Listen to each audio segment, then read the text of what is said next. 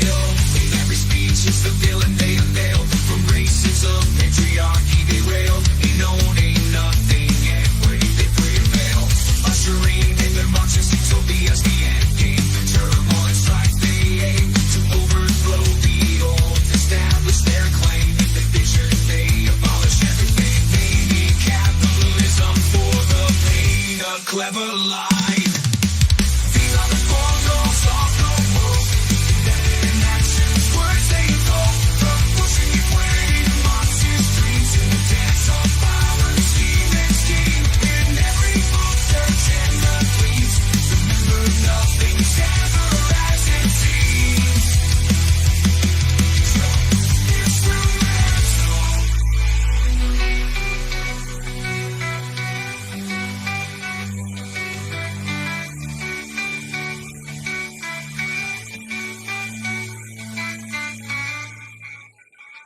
gain power, destabilize, bring capitalism into the Marxist utopia. That's what they want, that's what they want. Abolish capitalism. These are the portals of the woke. In actions, words they evoke. From pushing your way to Marxist dreams in the dance of power, scheme and scheme. In every move, search and the themes. Remember, nothing's ever as it seems.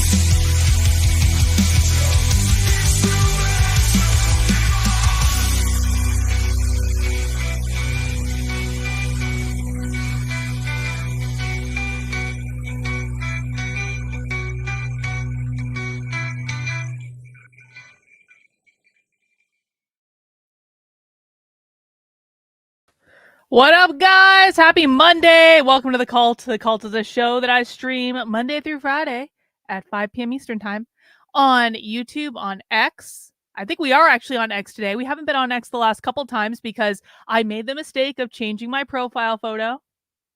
And apparently when you change your profile photo, they take away your blue check mark, which didn't used to matter so much, but now it takes away your ability to stream on the platform. Anyway, I think we're back, which is good.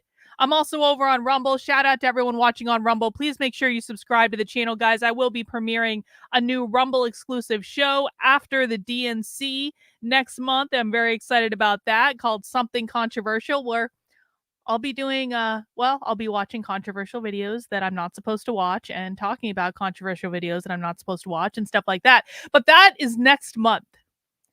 For right now, who wants to talk about some communism?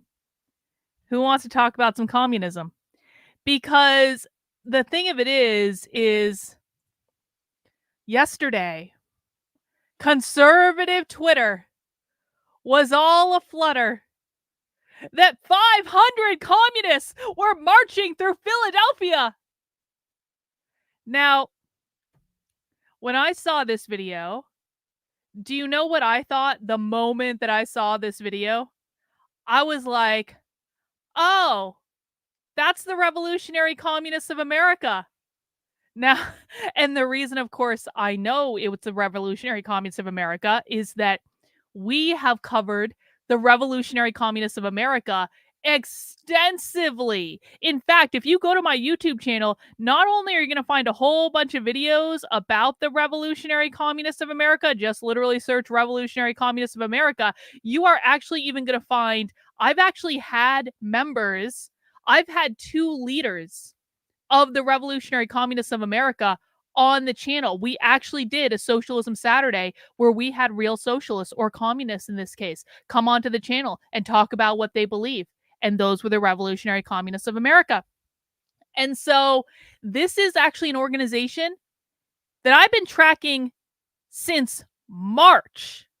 Actually, that's not even true. I've been tracking them since last year. I just didn't look into them heavily last year because this is an organization that if you go to their website, they do these things called Marxist school all over the country, where one of the things they do is they basically go to a city and they host a whole weekend long seminar about how to be a good Marxist and how to recruit Marxists and all this stuff. They do these things all over the country. They've done them for years. And actually, I wanted to go to Marxist school as an event that I would go undercover at, and I just didn't get around to it. And I went to the socialism conference instead. And Marxist school was like next on on my list. I was like, all right, I did the socialism thing. Now time to go to Marxist school with the communists. And I was planning on doing it. And then back in March, the Revolutionary Communists of America officially launched their political party, except that the political party was not official until this past weekend. That's why they had this big march. But actually, they started talking about the political party back in March, and they launched this whole commercial where they were talking all about their new political party. And we actually did like 4 days worth of coverage just going through the Revolutionary Communists of America videos. And during that coverage of the Revolutionary Communists of America, I found things like this. This is a clip that I reported on back in March, after they launched their big kind of launch of the Revolutionary Communists of America, because they used to be called something different. They're basically doing this whole rebranding thing. And this is like an international thing. This is not just in America. We're talking about the American contingent today, but they've got groups in Canada. They've got groups in the United Kingdom. They just launched one in Pakistan. There's now a Pakistan communist like party. They're Sweden, Switzerland, I think a whole bunch of other places as well. Anyway, this is they had their big international back in June in Italy. We watched some from that, and that kind of sucked too. Remember those videos where we had to wait for there to be translation, and they would say like 2 sentences and then they do the Italian translation? That was the Revolutionary Communists of America. They're international kind of overlords. All right. But this was an interesting video, because in this video that I put out all over the goddamn internet back in March, that none of the conservative influencers who are now reading about communism ever reported on this. In this video, the communists literally describe, in fact, let's just listen to it. It's like 3 minutes long. It's not even that long. In this video, the Revolutionary Communists of America, the exact same group that marched in Philadelphia yesterday, that all of conservative Twitter is ringing about, but none of them actually know the name of the organization. That's actually the funniest part of this whole thing. Is conservative Twitter are like, the communists, the communists, the communists. No, literally none of them even know the name of the organization. They didn't even bother to find it out. Anyway, if you're new and you're shocked that there were 500 communists marching in Philadelphia yesterday, you hang on to your hat, because I want to show you what those communists taught last year in October at Marxist school. Leon Trotsky, the organizer of the insurrection, he said that 2 years before, just 2 years before 1917, the czarist military officers, the imperial officers, this is a quote, he said, they thought that the moderate liberals were extreme revolutionaries. Well, the Bolsheviks, in their eyes, belong to the fourth dimension. I think we belong to the fourth dimension for the Republicans that are talking about communism being the Democratic Party. We'll show them the real communists.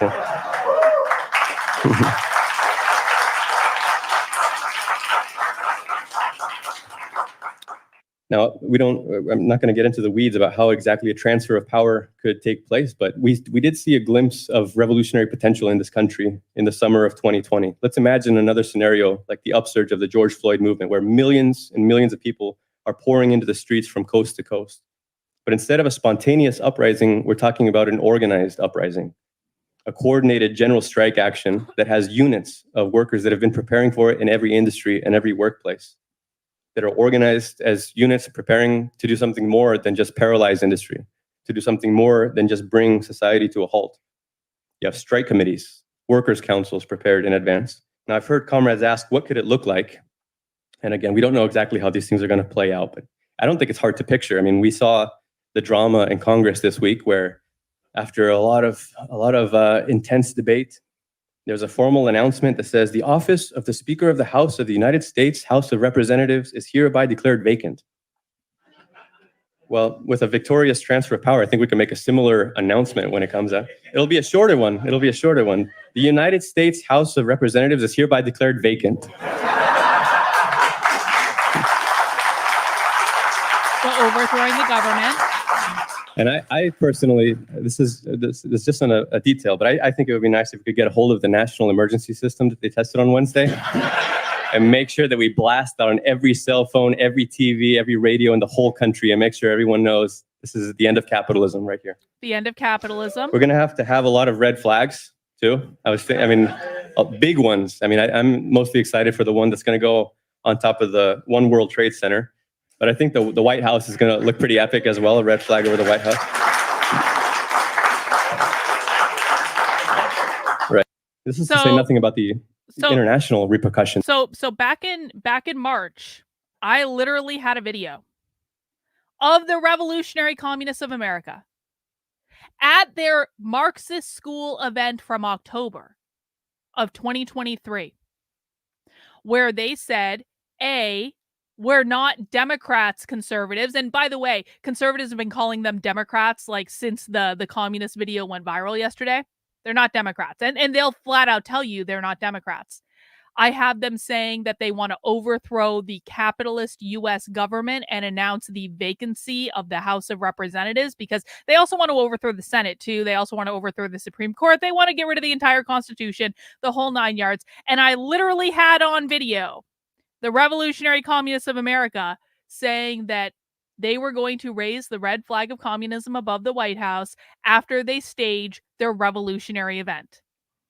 And this has been on the internet since March.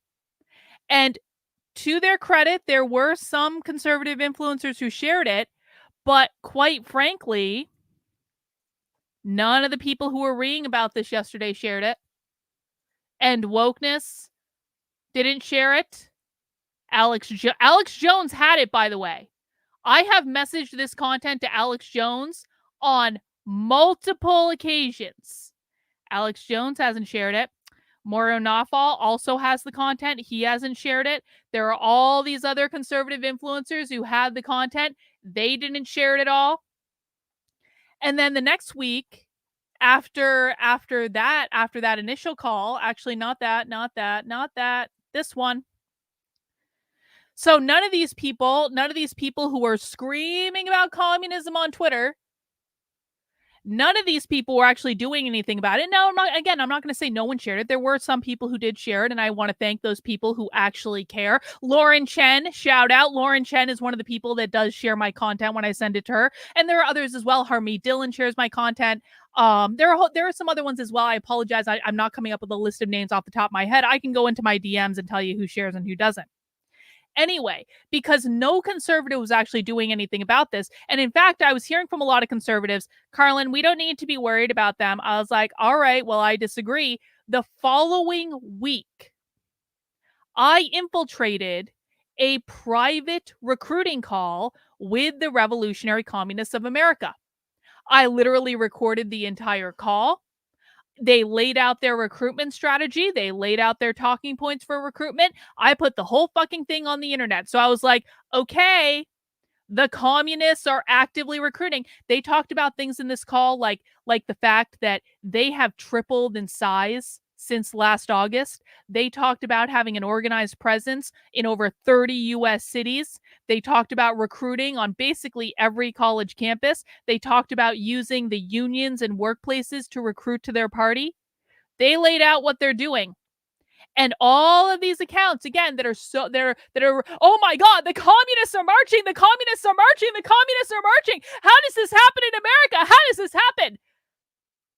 I literally gave them the recruiting call, showing how it happened. And guess what? This person specifically, this person that we're looking at specifically, was leading the march yesterday in Philadelphia. You know how I know? Well, because eventually Stop Wokeness did actually find out that it was a Revolutionary Communist of America and posted a different, or it's not Stop Wokeness, End Wokeness. And look who is in the very center of the video. Look who's in the very center of the video. After End Wokeness discovered that this was actually a very specific communist group, still doesn't mention the name of the group, still doesn't give people any information, just gives them clickbait content. That's it. But you know what I noticed about this video? Look who is in the very center of the video. That's the same guy. That's that guy that I got on their private recruiting call months ago. that all the conservative influencers who are now reading about communism, they all ignored. And again, that does include Alex Jones. I sent this to Alex Jones multiple times. So, here's the thing. Obviously, the thing we talk about most on this channel is the far left, because the far left is responsible for every crazy idea in our society. The far left is responsible for critical race theory in school, for gender ideology in school, for attacks on parental rights, for environmental justice bullshit, for social justice bullshit, for every problem. Every single problem can be tracked back to the same place. And so the reason that people come to my channel and go to my Substack to learn about what's going on is you literally learn months and months and months, if not years ahead of time, from when the conservative Twitterati eventually get around to maybe talking about it. And when they talk about it, they don't even really talk about it. They just say, there are communists. And Alex Jones says, they should all move to North Korea. Well, they're not going to move to North Korea, Alex. You know why they're not going to move to North Korea? Because their stated goal is to overthrow the United States government. The reason that is their stated goal is they want communism here. The reason they want communism here is because they believe that the United States is the most important domino to tip over, because if they get communism here, they get global communism, which is what they believe they need. So no, they're not moving to North Korea. No, they're not moving to Venezuela that just had a totally not corrupt election yesterday where they just elected their communist leader for another 6 years. No, they're not moving to Cuba. They're not doing any of those things. They're staying here, and no amount of tweeting about it is actually going to change that. And by the way, they had like 500 people in that march yesterday.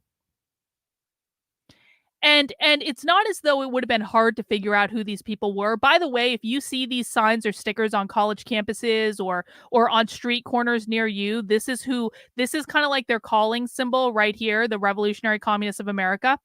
They were tweeting all about it. They were posting all about it. They were all excited about it. You know what I thought was so funny is look at this. This conservative responded to Mario's tweet about it, which has over 1 million views. I'm sure they'll be voting Democrat the whole ticket. And then the communists literally responded to all of these conservatives who have no fucking idea what they're talking about because their influencers lie to them all the goddamn time. The literal group marching said, nope, we're not voting for the Democrats. We don't think they're any different than the Republicans. That's why we started our new party today, because that's what they were doing. They had their official meeting. Now, they had already kind of announced that they had a political party. They announced this back in March. And so I asked them today, I asked them on Twitter, I was like, didn't you guys announce you had a political party back in March? And they said, we announced the formation of the political party, but we didn't actually form it until our convention this past weekend. So now the T's are crotted.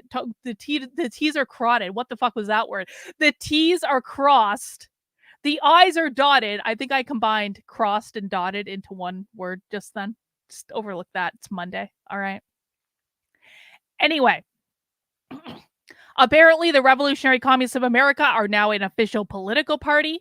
This is not to be confused with the American Communist Party, which was started by Haas and Jackson Hinkle, which we looked at Socialism Saturday. This is not to be confused with the Party for Socialism and Liberation, which is the party that is running Claudia Dela Cruz for president that we watched on a previous episode of Socialism Saturday. The United States is now ubiquitous with various communist and socialist political parties. Isn't that nice?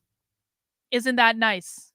And the greatest pushback that conservatives have to it is, there are communists, guys!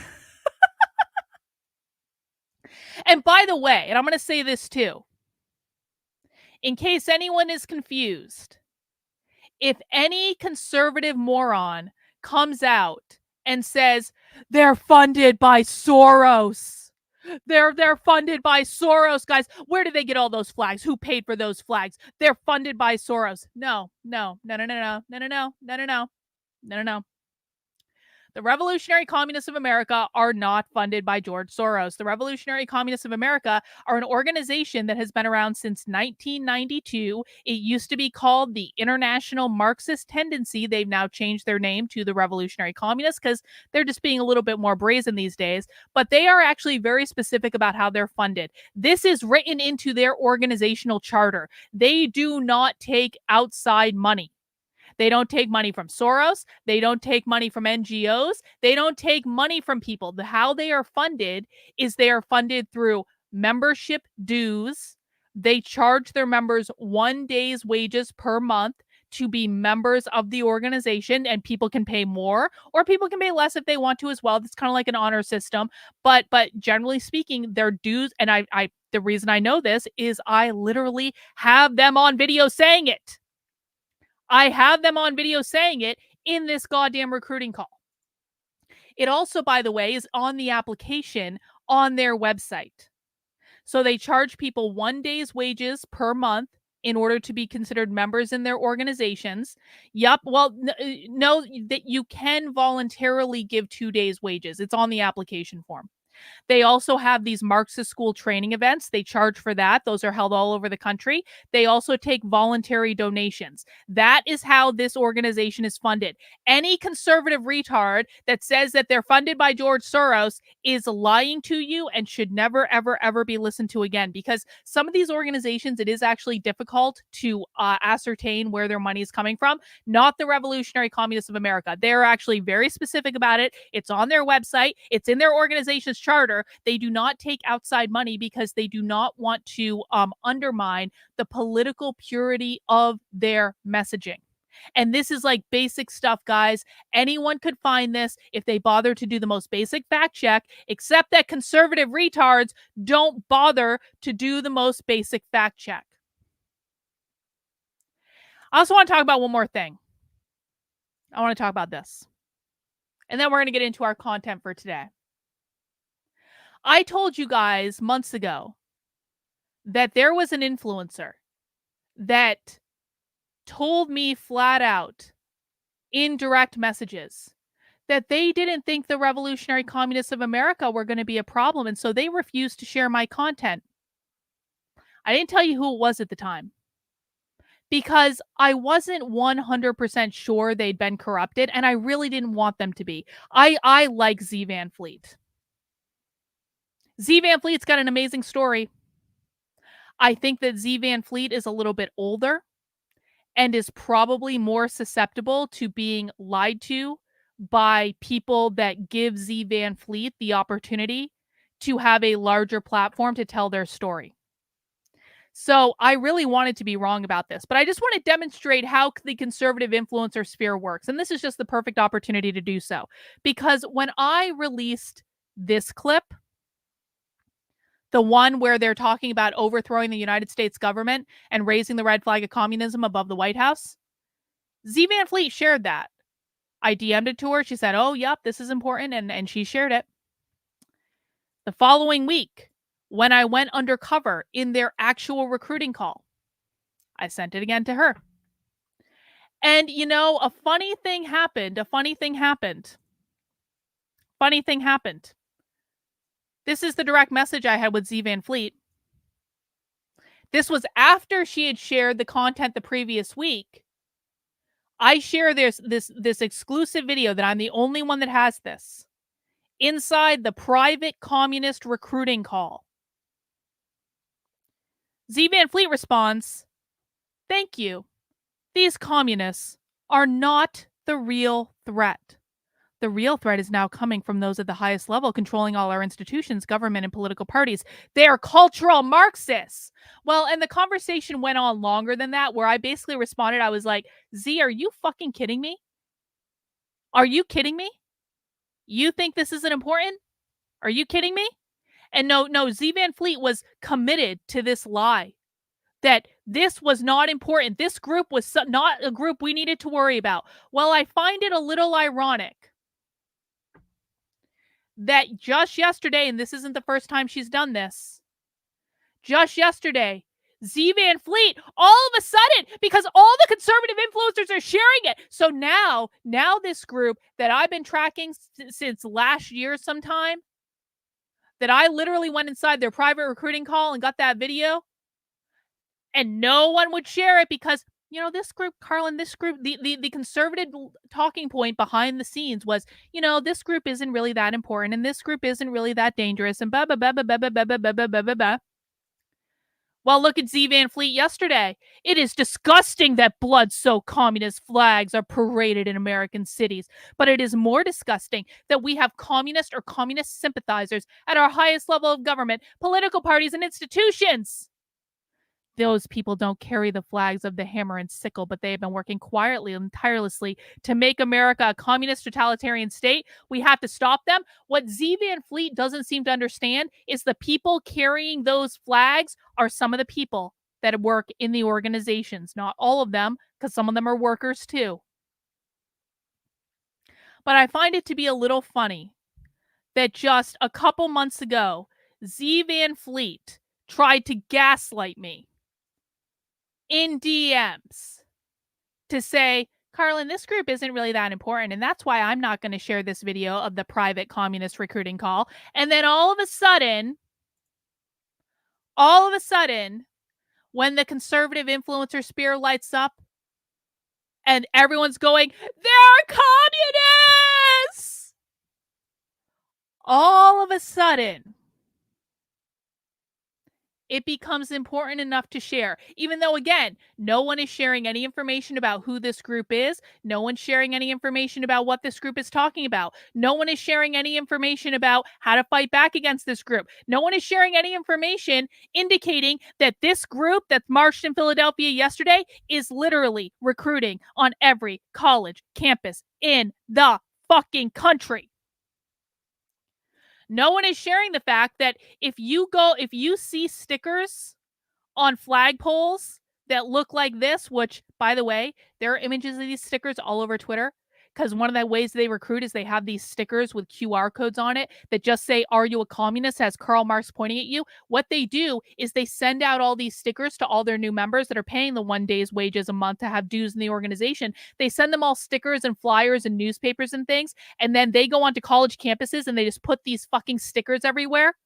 And so every once in a while on Twitter, you'll see something go viral of Karl Marx pointing at you with a QR code saying, "Are you a communist?" And people are like, "Oh my God, the communists are recruiting." It's all the same people, but no one ever explains that. No one ever explains to conservatives what we're looking at. No one ever explains to conservatives that these are not people that are funded by George Soros. These people are actually so committed to not being funded by George Soros that they wrote it into their fucking organizational charter. These people are so committed to not being funded by George Soros and NGOs that they literally give up 1 day's worth of their wages a month to this organization in order to produce the stickers, in order to buy the flags, in order to do the protests, in order to buy the signs and make the newspapers and do all these things. All this is out in the open. All anyone needs to do is look. But no. What we get in the conservative influencer sphere is, they're communists! They should really move to North Korea. And this is why we will never beat the left. This right here is why we will never beat the left. Because there is no real opposition to the left. There is nothing. We have no influencers that understand this, besides from maybe onesies and twosies. Where there's no one with a platform that understands this. There's no and the people that put themselves in the position of being the ones to inform their audiences, they don't even know what they're talking about.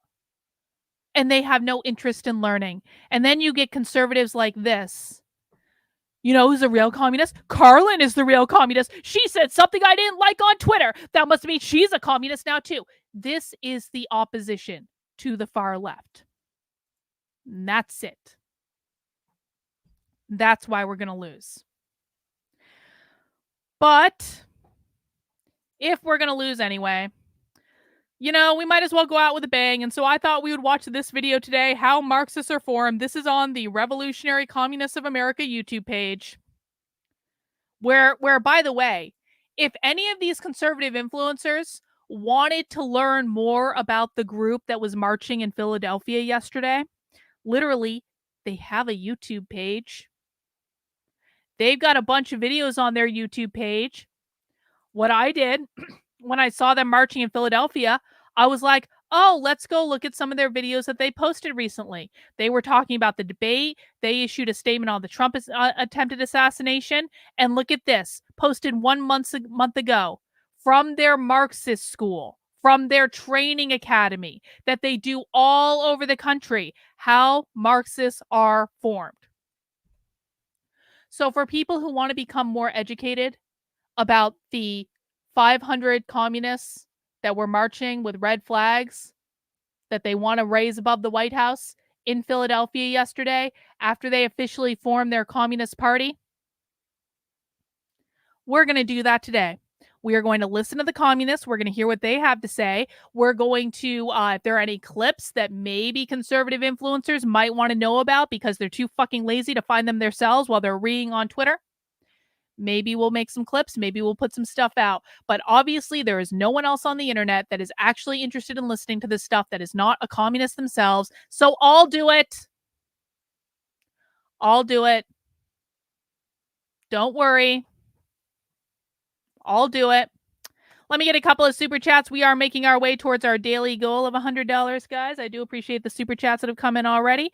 20 people sent in a $5 super chat. If you appreciate my stream and research that no one else on the internet is doing but me and my community, if 20 people appreciate enough to donate $5, we meet our goal, and that's all she wrote. Rottweiler says, did they mention anything about overthrowing Christianity? No, that's what I thought. Oh, that's a whole other thing. We're not even going to talk about that. We're not even going to talk about the fact that did you guys know that the whole big kerfuffle over the Last Supper at the Olympics wasn't even based on the Last Supper?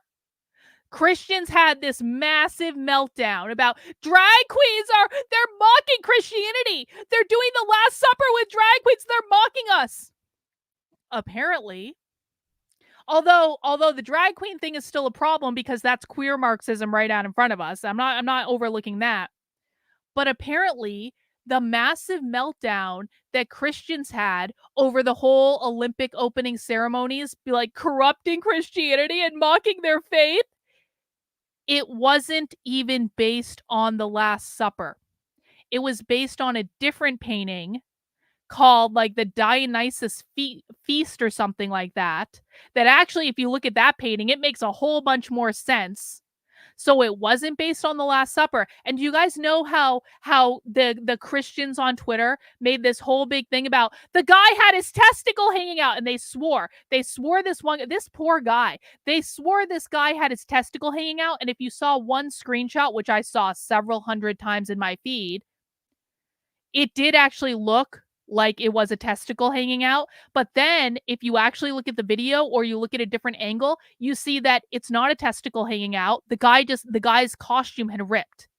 He was wearing stockings. He was wearing tights. And there was a hole in the tights up near where they met his shorts.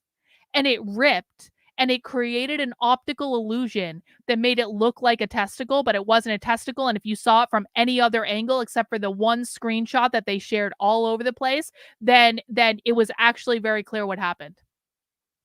It's like, I think we just need to establish a policy. We cannot believe anything that comes out of the mouths of conservatives or Christians or both. I mean, for real, they've lost the fucking plot. All they have to do is basic fact checking, like basic fact checking, 101 level fact checking. And if they can't do that, then we need to just stop listening to them entirely. Or before, and you know what? I got to take responsibility for this because there have been times when I've been in a hurry and something looks like what it is, and then I share it, and then I find out later, oh, the Christian conservatives were lying again. They were lying again. to have outrage and clickbait. They were lying again. And had I just taken a couple minutes to actually look into it, I would have known before I shared it that they were lying again. So that's just going to be our policy from now on. Unless you prove yourself trustworthy, if you are a Christian conservative, I will not believe you until you present me with undeniable fucking receipts. And if you're offended by that because you're a Christian conservative, then I would go talk to the bad apples in your midst and tell them to stop fucking lying. This is not a problem that I created. I provide receipts for everything that I share. That's why I work so hard at this, to provide actual primary source evidence for everything. If Christian conservatives are now being so off the fucking rails that they are overtly lying over and over and over and over and over and over and over and over and over and over and over again just to produce outrage porn and clickbait, that is a you problem, Christian conservatives. That's not a me problem. Go clean your own house. Go tell your fellow Christian conservatives to cut that shit out. If you do that and Christian conservatives stop lying about what's going on so they can feel like poor abused victims of the world, then you will regain our trust. But until you stop fucking lying, you do not have our trust, and that's just the way it goes. Julie says, towards your daily goal, someone's got to get it started. Hey, thanks, Julie. I do appreciate the super chat. We've also got Rottweiler in here. Christians also misrepresented the depiction of Marie Antoinette, the Reign of Terror, and the French Revolution in Cirque du Soleil style. Oh, yeah, the Christians were off the fucking rails. It was something. Anyway, no. Stop. Every single one of you has influence. If you see someone lying about something, tell them to stop lying about it. Stop sharing rage bait. Stop sharing clickbait. Stop acting like you're a poor abused victim of the world. Like, every single person can do something. And if you abdicate responsibility, then don't be surprised when I come back and I say, stop lying, mother effers. Anyway, so we are going to be watching this How Marxists Are Formed video today. A couple other things before we get started, guys. This is important, and I'm sorry if this makes anyone mad. Normally on Mondays, we have a community Zoom supporter call at 7 p.m. We are going to have to cancel that call for today because we are doing a spy stream at 8 p.m. So I apologize, guys. I don't like to cancel the Monday call. A lot of people come to the Monday call. I do want to remind my supporters that if you don't want to do a spy stream, or if you want to get together and talk anyway, you can always head into the supporter Discord, go to the voice chat. You guys can talk to each other in the voice chat. You don't need me to do it. And so if that's an opportunity you want to avail yourself of, go to the voice chat. But we will be canceling the call for today because at 8 p.m. and this isn't like, it's not really a spy stream in that there are going to be so many people on this call that it's basically a public call, but I'm going to call it a spy stream. And there's this organization called White Dudes for Harris that, I mean, one of the things I thought was so funny, actually, let me show you this. Glenn Greenwald tweeted this earlier. Liberals apparently decided in the last couple weeks to overtly embrace the core vision of Nick Fuentes. They're proudly forming numerous white identity political groups and are encouraging everyone to participate politically by joining sectarian race-based organizations. And this is about specifically the White Dudes for Kamala or White Dudes for Harris call. Anyway, if you don't want to go and sign up on their email list, don't worry. I did it for you, and we will be streaming the White Dudes for Harris organizing call at 8 p.m. tonight. I'm going to get started around 7:45-ish or so. We'll get started a little bit early. So if you want to come and watch with us so you can be in the chat and we can all laugh at them. Apparently, they've got like a star-studded lineup of all these people that are going to be speaking. But we're going to have fun with it tonight, guys. And again, I do apologize for skipping the supporter call. We will be doing the Wednesday call so people can come to that one. But that's the way it's going to go. And I did make announcements on all the different platforms to that effect. And, you know, If you want to go to the Discord and talk, you can do that. And we're going to be here instead. Speaking of supporting the work I'm doing, the very best place to do that is, of course, by heading over to the Substack, which is Carlyn, KARLYN.substack.com. You can sign up there for free email updates, or you can sign up to support my work for $8 a month, $80 a year. That's how you get access to the supporter Discord. You just go right to the Unwoke Roundup email on the homepage. Scroll all the way down to the bottom. All your links for supporter perks for the week are underneath that red box. Also, you can check out the article that I did post yesterday about why there were drag queens at the Olympics, because of course this all leads back to queer Marxism, trying to introduce ideas that destabilize the gender binary as an attack on capitalism and the nuclear family. If you're wondering, or you have friends and family wondering why there were drag queens at the Olympics, head over to the Woke 101 article, and that will explain all of that for you. Also, you can head over to the Unwoke Art store, unwokeart.com, link in the description below. Sign up and get yourself some sweet merch that also helps to support my work. We do have the Notice collection inspired by the Clockwork Orange thing, where they're holding open the eyes of the guy that's being brainwashed. And I kind of thought about that in terms of like, when I started like really red pilling on stuff, I felt like I was in that machine and I had my eyes open and I couldn't shut them. And all of a sudden I was seeing all this evil in the world that I never noticed before. So I decided to channel that angst into a design, and I made this cool design. I actually love this design. I think it looks awesome. You can get it in orange. You can get it in neutral. You can even get it in purple if you want, but I always prefer black because I think black makes colors pop. And it is my rendition of like the Clockwork Orange thing, where they've got the things around the guy's eyes, and it uses the Clockwork Orange font and says Notice at the very top. All of these designs are available for 25% off for until August 1st. So we just got a couple more days for that. The discount is automatically taken at checkout, and you can get some sweet merch, lots of other stuff in the merch store as well. And of course, all of that does go to support the work I'm doing. And that's it for announcements. Anyone want to get into the video? Let's get into the video, shall we? Because unlike conservatives, we do our research here. So guys, please do mount the like button for me. Please make sure you are subscribed on whatever platform you're watching on. I would appreciate it. We are watching from the Revolutionary Communists of America, the same group that was marching with like 500 people in Philadelphia yesterday. This is from one of their Marxist school events. It's called How Marxists Are Formed. Let's get this party started.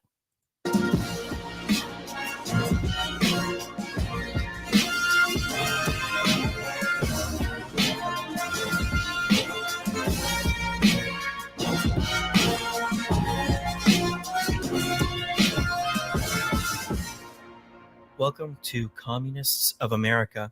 This recording is from the 2023 National Congress of what used to be Socialist Revolution, the U.S. section of the International Marxist Tendency. This year, He was on my at channel. the end of He's one July, of the people that we interviewed will me. be founding a new party, the Revolutionary Communists of America. If you are a member and have not made preparations to attend this historic Congress, there's still time to do so, right? So remember, guys, how is this organization funded?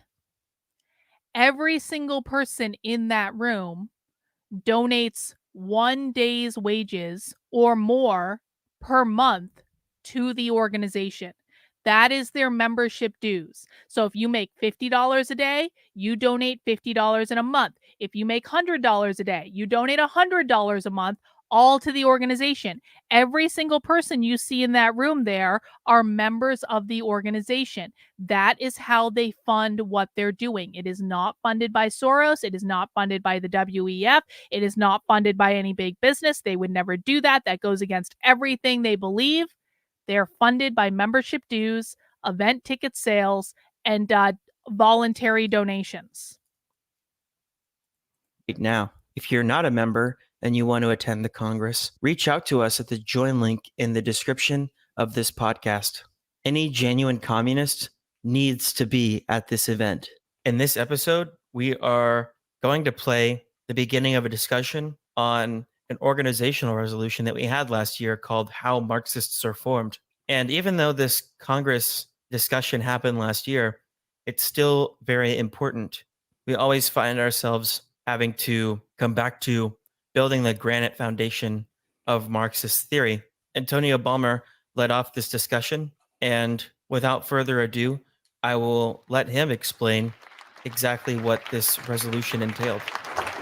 Well, comrades, I'm very excited about this session. It's one that I've been looking forward to for quite a while. And this is it's on the basis of a resolution that's quite a different resolution. I think comrades will agree. It's a special document that the CC drafted after a lot of discussion. It's the product of a lot of interaction among comrades, where you've had these kinds of questions popping up in different forms, from different angles, in the branches, throughout the organization, CC meeting after CC meeting, also at an international level.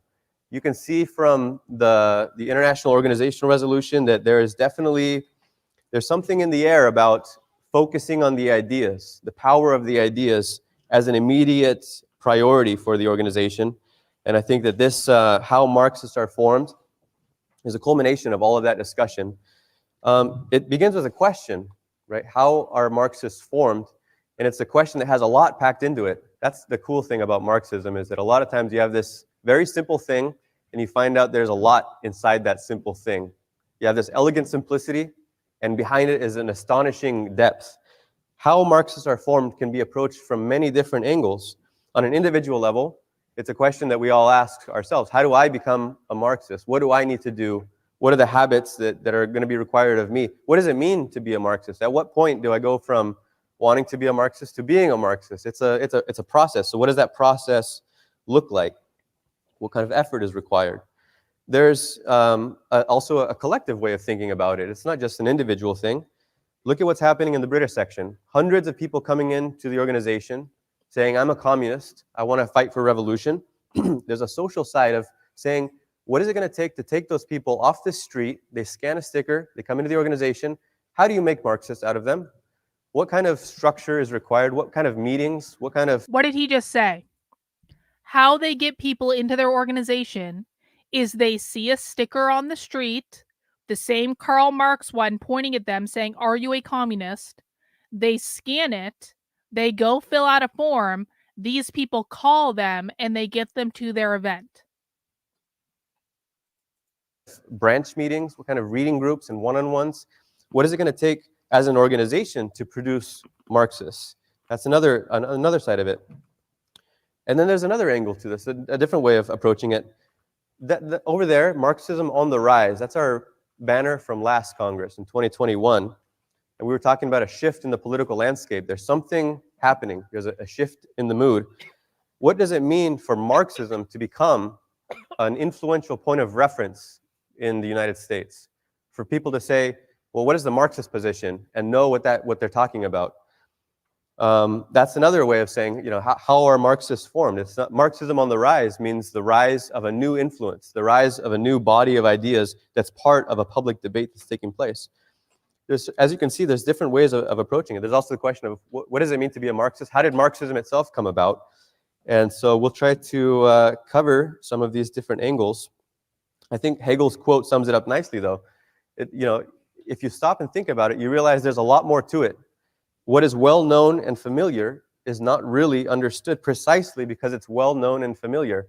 A lot of times you assume, okay, I got that down, I'm ready to move on to the next thing, and you realize there was a little bit more to that first step before moving on, before you can make that progress. Hegel wrote a lot about this kind of stuff, the process of cognition, what it means to learn something, the process of becoming aware of something that you're not aware of before. It's sometimes a surprising process. It's a paradoxical process, because at first you can't know what you don't know. You become aware of it after you realize, oh, I hadn't quite understood that yet, and now I get it. There's a lot about Marxism that's like that, and the power of dialectics is the ability to perceive and realize that there's more than meets the eye. There's form and there's content. There's the surface appearance, and then there's something happening under the surface. I think these questions are really fascinating, but it's not just food for thought. It's not just interesting questions that we're asking here. It's really urgent questions from a political standpoint. We've been talking this weekend about building the forces of a revolutionary organization that can become the banner of attraction for that radicalizing layer. the theme of this Congress, without revolutionary theory, there can be no revolutionary movement. I think that's one of those quotes that fits what we're talking about. One of those things that we can often repeat without really digesting how much there is to this sentence right here and what's behind it. I want to start by pointing out something, an observation that Trotsky made that was kind of a surprising one. He says, one makes the revolution with relatively few Marxists, even within the party. He says, here are the collective substitutes for what the individual cannot achieve. In 1917, you could say, in terms of Marxist theoreticians in the Bolsheviks, after all those years of preparation, Lenin and Trotsky were like the masters of Marxism. They understood. You had a lot of people that were like semi-Marxists, passive Marxists, partial Marxists, working under the supervision of Lenin and Trotsky. But he says that the individual can hardly master each separate area. It's necessary to have experts who can specialize in a certain area of theory, a certain political issue, but then they supplement one another. Collectively, the organization is greater than the sum of its parts.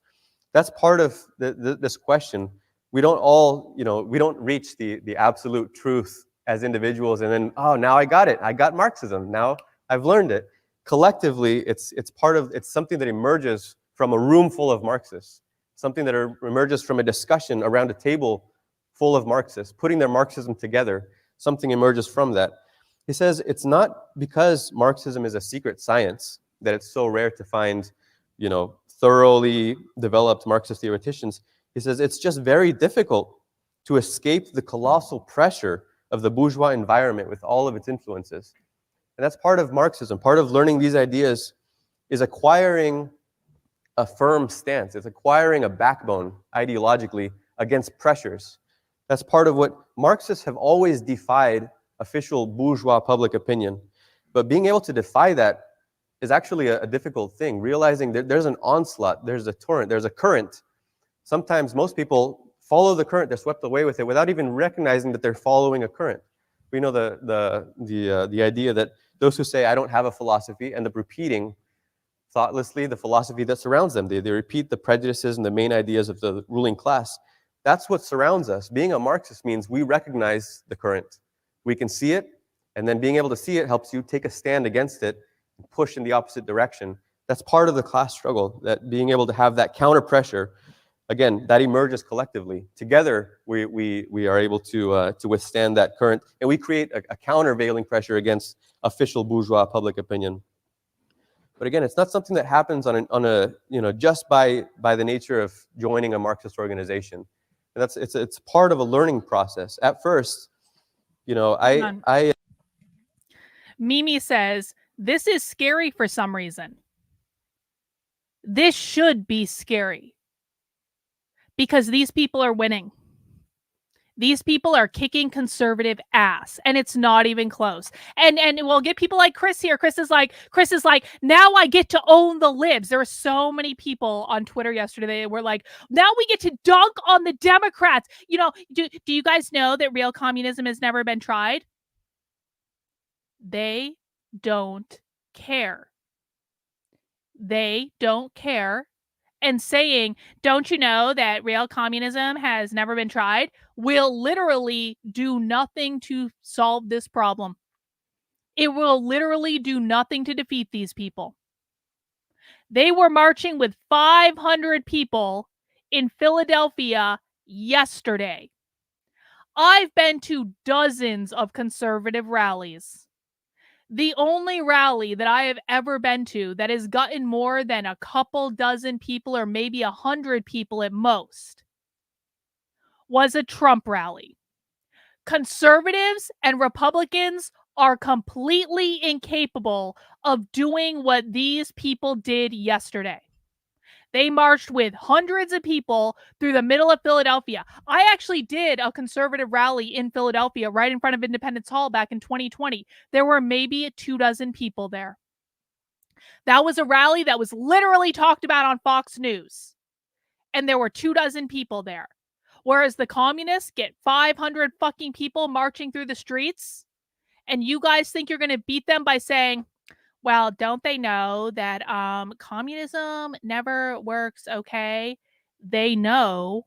They don't care. They're going to do it anyway. They have every excuse in the book. And if you guys took the time to listen to them, you would understand this. And this is why this should be scary. Because they are organized. They have a presence in dozens of US cities right now. They are recruiting on every college campus right now. They're literally telling you this. And what they're showing you here, guys, this is their pipeline. They recruit on college campuses by going and hanging up stickers and flyers all over the place to give people a chance to opt in. They have gotten, I know they've gotten inundated with requests for membership since they like unofficially launched in March. I know that they talked about it on their recruiting call. And then once a college student expresses interest in being a member, they have a whole funnel that they get them into where they teach them, here is what it means to be a good Marxist. That's what they're talking about. Conservatives have nothing like this. All conservatives have is dunking on the libs. That's it. Hey, thank you, Molly. I do appreciate the super chat. I know you're a conservative Christian, and I'm sure you're not like the other conservative Christians we were talking about. I'm not talking about you personally. I'm talking about generalities about the group. Okay? I do appreciate the support, though. Yeah, I can tell you that when I first joined, I would have considered myself a Marxist on the day that I joined. And I was very happy, very proud to be a card-carrying Marxist, a card-carrying communist. To me, that was the end of the journey. You know, I had been through all kinds of naive, eclectic political ideas. I went through a phase of religious thinking growing up. I went through a phase of a utopian socialism, thinking maybe we can just form a little commune and we can all just work together and we're all just gonna work for the greater good and show people how happy we are, and then it's gonna spread, and and then we don't have to use any violence. And I came from that direction, and then having discussions, arriving at the idea, no, you have to overthrow capitalism. Making that, to me, that's like, okay, then I'm a Marxist. I've come to the ideas of Marxism. And if someone had asked me, I was 16 years old when I joined, very enthusiastic in my defense of Marxism. If someone had asked me, well, what makes you a Marxist? I wouldn't have thought, don't you see the hammer and sickle on my shirt? The back says Marxist.com. I'm a Marxist. It was as simple as that. And of course, I didn't realize that at the time I had very little idea of what Marxism really was. I knew what I was defending. I knew the banner I was defending. I liked the hammer and sickle. I knew where I stood on the political spectrum. But it takes time to learn Marxism. I couldn't have told you. I remember a couple years after joining the organization, attending my first Congress, hearing about dialectics and coming back thinking, there's something to that. I feel like I need to know what dialectics is in order to understand a lot of other things. And that's true. You know, there is a process of learning, of gaining depth. One of the ways that we can sense our own political development is when we come back to a book that we've read. At the time, I read the manifesto, high school, loved it, understood 1 out of 10 words or 1 out of 10 lines or ideas, but that was enough. I was very happy with that 1/10 of the content, trying to piece it together, getting little bits and morsels out of what I'm reading. You come back to it years later and it's like, wow, it's like reading it for the first time. So much more jumps out of the page. That's where you started to sense. I wasn't aware of how much I was skipping over the first time I read it. I wasn't aware of it doesn't really register what that's saying, so you just kind of move on to the next thing. And then the next time you read it, you realize there's so much more. This is such a rich document. There's so much more to learn from that. I've had that experience many times. That's something that shows us our progress. Actually, the most recent experience like that was in my branch. Shout out to NYC1 comrades here. We had What is to be Done. By the end of the discussion, we read it chapter by chapter in branch. By the end of the discussion, I think all of our comrades were so enthusiastic about this book. The last discussion we had, the interventions were like, I love Lenin. Like, I am so thankful for Lenin, But we realized what a remarkably relevant book this is. What is to be done is like, if you understand the argument that's being made here, then you're prepared to build something like the Bolsheviks did. And if you don't understand it, then you're not quite prepared yet. It's actually, it depends on... Bro, are you fucking kidding me? Are you fucking kidding me? A guy like this speaker can only exist in a safe space. Really? Really? Do you know why he has a safe space? Because they've created an entire organization that is completely self-funded by their members, where they have the money to host events and rent out rooms where they are only around people who agree with them, to talk about their ideas, to use to recruit new members. That's why they get a safe space. Because they did the work to form the organization and raise the money and host the events and do the recruiting and do all the things that conservative retards are too fucking lazy to do. That's why he gets a safe space. On understanding Bolshevism. It's difficult though. And the first time I read it, I got little bits and pieces. I got a lot of great stuff out of it. This time reading it together, reading it more deeply and following it more carefully, you can follow the line of argument. It's so powerful. One of the things we realized, it's difficult because Lenin always wrote for the time that he was in. You know, he was polemicizing. He was having a battle to win influence, to educate the comrades within a moment, within a particular landscape in the Marxist movement and in the international socialist movement. If this was written, you know, it wasn't written for an audience 120 years later. It was written for his audience then. Hey, Chris, just to be really clear, the more stupid shit you keep saying in my chat, the more I'm gonna bully you on stream. So we're clear. That's the arrangement here. That's the arrangement. You say stupid things in my chat, and I will bully you on stream. They're an abscess infection. They're kicking your ass. And it's not even close. What does it say about you that you are losing to these people? Go, Chris, I want to encourage you. Go get up. Go to your bathroom or your bedroom, wherever you have a mirror. And I want you to look in the mirror. And I want you to ask yourself, how much of a loser do I have to be to lose to these people who I consider to be an abscess infection? Because right now you are losing to them, and you are losing badly, and it's not even close, and you probably didn't even know who these people were a half hour ago, and they were still kicking your ass. And these people will own you. These people will own your children, and it's not going to be that long until they do. Your children are going to be beholden to these people because of your fucking fecklessness. So go do me a favor before you put any more stupid shit in my chat, which I will continue to bully you for. Go find a mirror, look in it, and ask yourself, how ridiculous of a human being do I have to be to think that dunking on the libs in a YouTube chat is going to beat this? If it were written for an audience 120 years later, it would have been written like this. It's the same book, comrades. Read this book.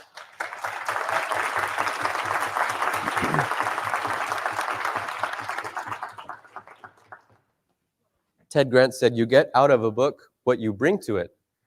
We bring a lot of things, you know, after you bring a lot more learning, a lot more of a sense of history, a lot more familiarity. You bring more of a foundation in materialism, in dialectics, a philosophical foundation. You also bring your own experience.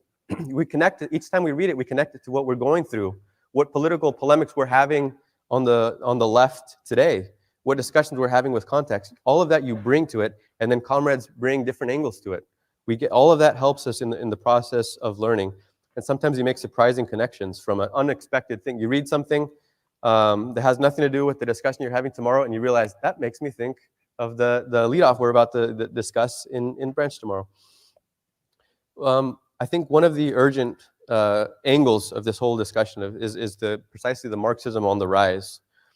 You know, because as we said, in the land of McCarthyism, the land of the Red Scare, despite all of their efforts, there are 39 million young people who view Marxism in a favorable light. Those 20% of youth who say communism's their ideal economic system. And it makes us understand that we're moving in a direction. There's a radicalization that's happening. It's a process. It's not a snapshot. We're moving in a direction. It's being driven by history, by historical forces. But we want to understand, where is this going? Is Marxism, what does it mean when we say Marxism is on the rise?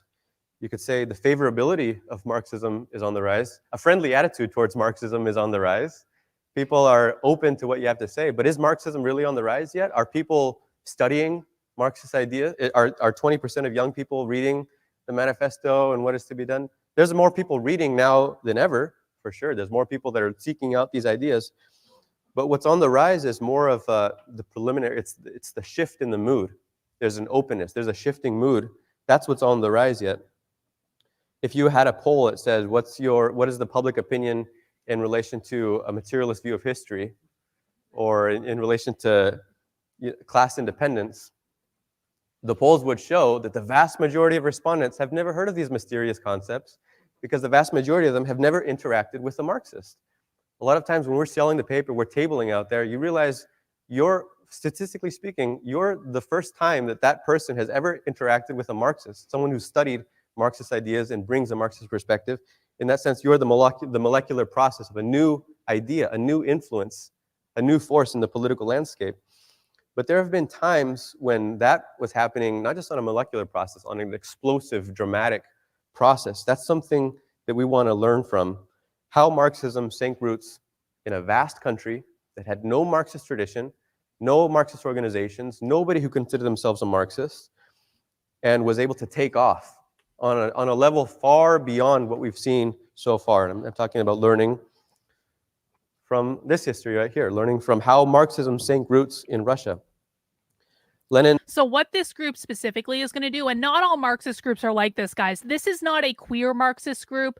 This is not I bet you there's going to be conservatives that come in and watch this and they're like, why don't they have pink hair? Why aren't they yelling? Why aren't they doing any of those things? This is not a queer Marxist group. These people don't think that queer Marxists are real Marxists. These are Bolsheviks. These are kind of like old school Marxists. These are people who believe that the Russian Revolution is the greatest thing that's ever happened. They believe Lenin was great. They believe that Stalin came in and ruined everything. And so what they're trying to do is they're trying to go back and literally recreate the Russian Revolution in America. So and they are starting to be co-opted by the queer Marxists. It's not like they don't have queer Marxists in their ranks. They do.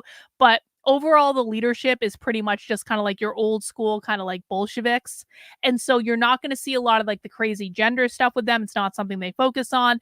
What they're focused on right now is activating the working class to rise up and form the dictatorship of the proletariat.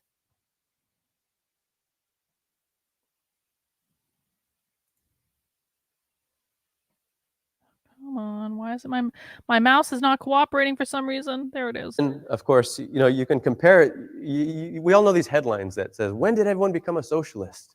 And it's like, the youth are going to socialism. And it's like there's this frenzy that's moving in this direction. Compare it to the way Lenin described the turn of the 20th century. It's not just when did people become socialists, it was the rise of Marxism. He says, Marxist books were published one after another. Marxist journals and newspapers were founded. Nearly everyone became a Marxist. Marxists were flattered. Marxists were courted. The book publishers rejoiced at the extraordinary ready sale of Marxist literature, i.e., it was the rise of Marxist ideas, Marxist reading material, Marxist arguments. It was the ideas, the philosophy. Okay, how do you deal with these people? What you need to do is forget every single thing that you have ever learned from every conservative influencer that you have ever listened to. You need to forget everything you've learned on Fox News. You need to forget everything you've learned from Alex Jones, because he doesn't understand this stuff either. You need to forget everything you've learned from Mark Levin. You need to forget everything you've learned from Charlie Kirk or Jesse Kelly or Dan Bongino or any of these other conservative assholes. Or Libs of TikTok. You need to forget everything you fucking learned from Libs of TikTok. You need to forget everything you learned from James Lindsay. Literally anyone on the political right that screams and cries about Marxism, you need to forget every single thing that those people have taught you. That's step number one. You might not understand that if you've just shown up and you're new to this, but every single one of those people has lied in order to make money. So everyone who listens to all of those people thinks they know everything about who the enemy is, when in fact they really know nothing. And I've seen this over and over and over and over and over and over and over again. So once you accept the fact that everyone professing to fight Marxism and fight communism and fight socialism has been lying to you, then what I want you to do is I want you to come here and I want you to sit and watch Marxism and socialism with me. Now, I'm not going to be one of those people that says, pinky swear, trust me, bro. What we do is we watch the real Marxists, we watch the real activists, we watch their real training, and this is how we learn what is actually going on in the world. This is what they say to each other when they are in their private spaces. You will learn what they are doing from this. You will learn what their language is like. You will learn who the organizations are. You will learn who the activists are. You will learn what is really going on. That's what you need to do right now. That's what everyone needs to do right now. And you don't even have to pay any money to do it, because I do it free on the internet. So I'm not even saying if you pay me $9.95 a month, I will teach you this stuff. I mean, there are certainly subscription things you can do with me, but this is all for free on the internet. So show up, learn, show up to Socialism Saturdays, learn, go through the massive archive of videos I have. I have thousands of hours of video teaching this stuff, and go watch it and go learn.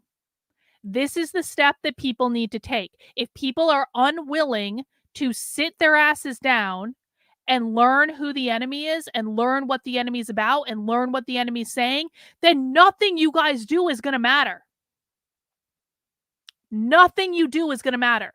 If you do not understand your enemy, you cannot defeat them. And right now, the right does not understand their enemy in any way, shape, or form. All of the big time conservative influencers couldn't even name who this group was.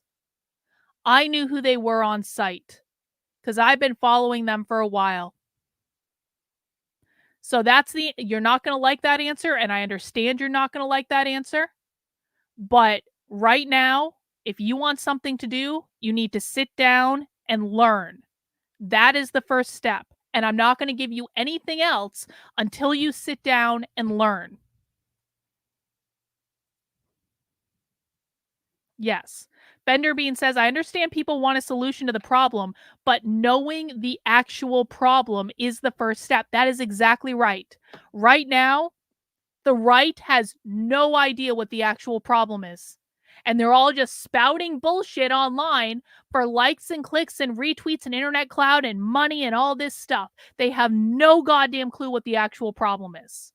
That is the first step that needs to be solved if any progress is going to get made at all. The influence of a new ideology was making its way into the political landscape. That's not the case yet. A mood is making its way into the political landscape. It's up to us to bring the ideas, to bring that to the next level. Trotsky described here, there's a clip from the 1890s. All right, so I'm going to give you a test. So this is what always happens, by the way. This happens literally every single day, where someone comes into my chat, they're like, what do we do, Carlin? And I say, sit your ass down and learn. And they go, but I've known about this stuff forever. I've been following this stuff forever. I already know who they are. Okay, Kid Magna, I don't know how to pronounce your name. Okay, kid. I'm going to give you a quiz, and we're going to see how much you know. This question is only for Kid here. This is not for anyone else. No one else answer this. Kid, what is the definition of capitalism according to these people, and what does that mean? If you've really been following these people for, 12 years? What is their specific definition of capitalism, and what does that mean? This is basic. This is entry level. This is 101. What is their definition of capitalism, and what does that mean? We'll wait for your answer. Wrong. Nope. Whammy. No. Wrong. That is not the definition of capitalism. Now, everyone in the chat can answer. What is their specific definition of capitalism? This is for the whole chat now. I want you to know this doesn't come from me. This comes from people who actually listen to real communists and socialists. What is their definition of capitalism, and what does that mean?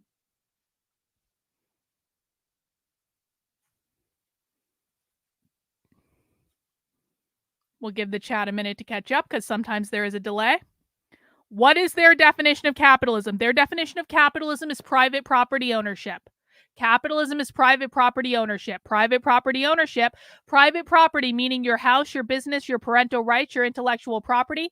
Private property ownership. Private property, parental rights are a form of private property under capitalism, according to these people. Private property ownership. Capitalism equals private property ownership, including parental rights. It means private property ownership. Wrong, wrong, wrong, wrong, wrong, wrong, wrong, wrong, wrong. Private property ownership, private property ownership, private property ownership, the ownership of private property, including your kids and your food supplies. Private property, private property, private property. No, that's the correct answer. That is the correct answer. You did not answer correctly because you don't understand them. You have just tricked yourself into thinking you understand them. This is the obvious and only correct answer that exists for every single person that actually watches these people. And now you are nailing down the fucking problem because people like you think you know everything and you really know fucking nothing. Private property ownership, including your land, your business, your rentals, your children, your intellectual property, your home ownership, exactly. Includes bodily autonomy. Bro, you can't even define what it means. You want to go deeper? You can't even define. Okay. Let's see how well Kid has been paying attention. No more answers in the chat. Specifically for Kid only, because Kid thinks they know everything. What do socialists and communists define as private property? You think this is just too simple. You think that this is just basic. She couldn't possibly be that simple. All right, give me a list of things in the chat right now that socialists and communists define specifically as private property. I'm expecting the whole and complete list because you're expecting this to be simple. So I want the full list. When they say private property ownership, what do they mean?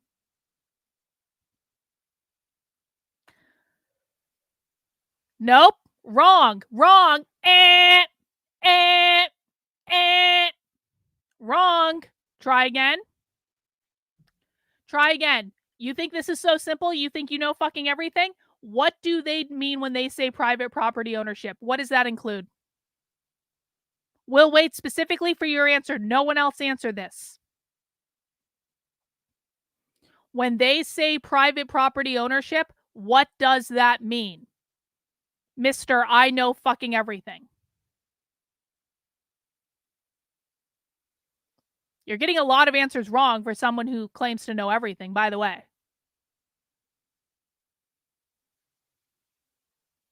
It is okay. It is okay to admit if you don't know.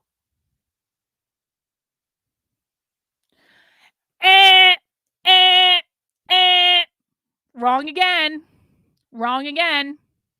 When they say private property ownership, what they mean is your ability to own a home, your ability to own land, your ability to own a private business, your ability to own intellectual property, your ability to own apartment rentals that you rent out as a landlord, your parental rights, and your individual liberties. So no. Nope. Wrong. You know nothing.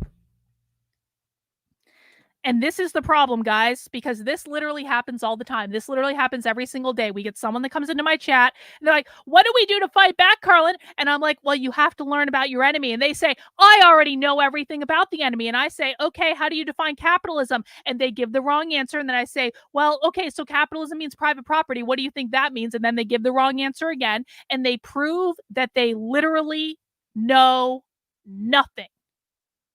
They literally know nothing, but they're running around thinking they know everything under the sun because they've listened to all of the good influencers, right? And the influencers would never lie to them. And guys, they've read books. They've read so many books and they've watched so many videos on fucking BitChute and Odyssey and Rumble, and they just know everything because they don't need to actually listen to real people in the real world. They already know everything.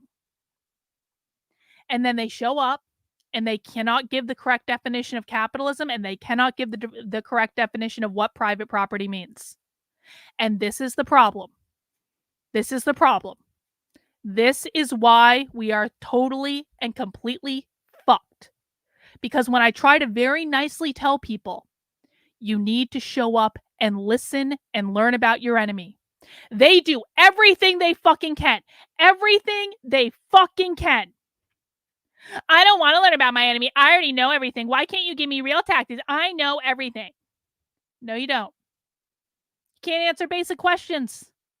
My chat can answer these questions because they hear them say it. If you don't know the basics, you can't actually be involved in the solution. If you refuse to sit your ass down and learn the basics, no, bro, you literally got everything wrong. You got every question that we asked you completely and totally wrong. And this is the problem. If you want to be part of the solution, then you need to forget every single thing that you think you know, that you think you understand. You need to come and sit your ass down and actually listen to what these people say, which I guarantee you have never done in your life. And now we're going to continue. From the Caucasus, a liberal newspaper that was talking about the rise of Marxism. Here's how he says that Trotsky says they reported it more with surprise rather than hostility. It was like this new alien, unique thing. He says, since 1893, this is the newspaper, young men representing a singular trend and advocating a unique program have been contributing to the local publications. They are supporters of the theory of economic materialism. Right now, we don't see headlines that say economic materialism is on the rise, or dialectical thinking is on the rise, or advocates of a new materialist conception of history. That's not, it's at the very beginning so far, but that was storming the landscape. And if you think that at the beginning of the 1880s, it was starting from scratch, zero, end of the following decade, end of the 1890s, everyone was a Marxist. How did that transition take place? It wasn't just the political climate. It wasn't just the objective situation. Bro, so people in my chat are so Kid is now claiming long-time watcher, first-time chatter. All right. So then people in my chat say, what are the 4 goals of the woke left? What are the 4 goals of the woke left? Give it a try, Kid. You've been watching my content. What are the 4 goals of the woke left? If you can't answer this question, bro, you have probably never watched my content before. Because there were times when I literally said this every single day of my life. But it'll be a good review to once again prove that people who claim to know everything usually know nothing. What are the 4 goals of the woke left? You've been watching my content. You're a longtime fan. What are the 4 goals of the woke left? Anyone who's actually a fan of my content can answer this question. It's not even that hard. There is literally a t-shirt about this question in my store.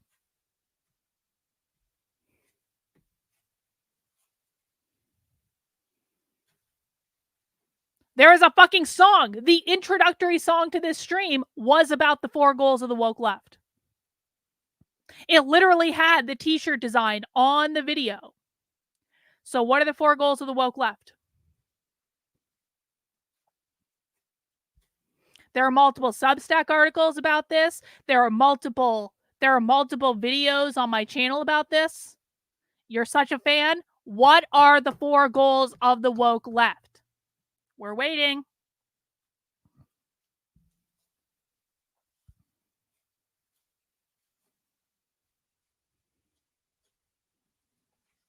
So you don't know. Are you admitting you don't know? Can we get can you say in the chat, I don't know?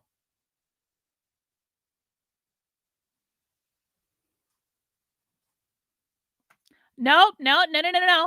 That's not the question. The question is, what are the 4 goals of the woke left? You're such a no, you didn't. There is no answer from you, bro. There's no answer. Post it again. You think you posted something? Post it again. No one saw an answer from you. What are you? You're a longtime fan. This is a topic I've talked about more than pretty much anything else. I talked about it daily for like over a fucking year. I've posted multiple videos about it. I've written multiple articles about it. I used to talk about it on Twitter all the time. Bot designed a fucking t-shirt out of it. There is a song written about this. What are the 4 goals of the woke left? No one in the chat saw you post an answer, bro.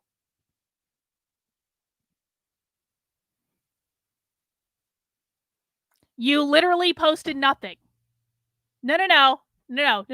Type it in. You posted nothing. There is nothing in the chat. Try again. You want to come into my chat and claim you know everything? Post again. You wanted to know what you could do. I gave you a very specific answer of what you could do. And now you are fighting every fucking step of the way. And this is why you will always lose and you will never win. Because you were given an answer of what do we do to fight back against the left? And then you did nothing but fight. That's why you're getting put on the spot right now. What are the 4 goals of the woke left? You are not posting any answers in the chat.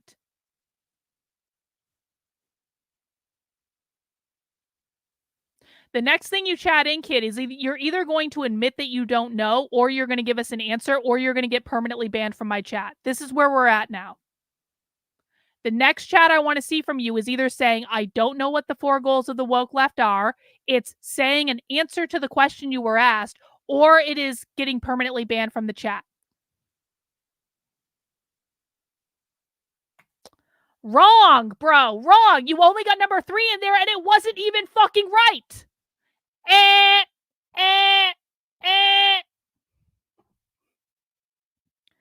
Do you want to admit you don't know yet? Let's take this super chat. Carlin is right. Communists infiltrated the schools and turned conservatives into illiterates. I'm a Republican. I see it. To look at Venezuela's schools, commies. Indeed, indeed. Kid, you want to give it one more try? Because you only posted one thing that apparently was number 3. We don't see 1 or 2. Number 3 is incorrect. Do you want to give it one more try, or do you just want to admit that you don't know? Or do you want to get permanently banned? Those are your 3 options. Do you want to admit that you don't know? Do you want to actually answer the question? Or do you want to get permanently banned? My audience is telling me to ban you. My audience is telling me you're a clown that doesn't know anything, that is just being disruptive, which is typically what we find with conservative retards, if I'm honest about it. Nope, you didn't answer it. You got one last try. You have not answered anything. We saw 1 incorrect answer of number 3. That's the only thing that's come into the chat. So you can go ahead and try again. The one thing we saw from you, completely fucking wrong. So do you want to try to learn again? No. That's not what we're asking for. What we are saying to you is put the 4 fucking goals of the woke left in the chat.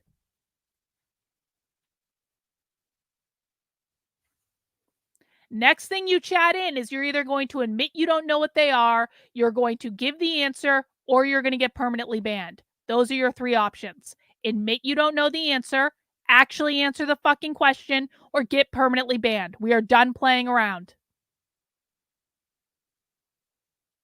I'm being extremely and extraordinarily clear. Do you know or don't you?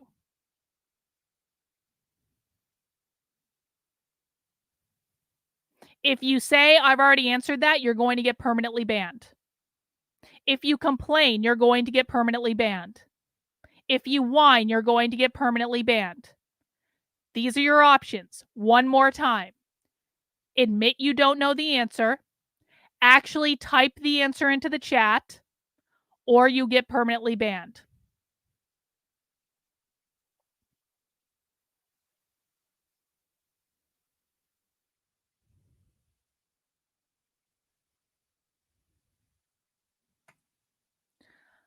I have typed this a bunch. No, you haven't. Wrong, incorrect. I will just say that I don't know, and I'll send you the screen on Twitter later. I'm not complaining or whining. Bro, you don't know the 4 goals of the woke left. All right, for the chat. At least you admitted you don't know. And you can send me whatever you want on Twitter, and I will tell you there it's incorrect, just like I'm telling you here that it's incorrect. For the chat. Everyone can participate now. Does everyone want to educate our friend about what the 4 goals of the woke left are? Everyone can feel free to chat in their answers. Your replies are not getting deleted. You're just not typing them in. The one answer that we got from you was completely wrong. You're trying to gaslight us into believing that you are, and you're not.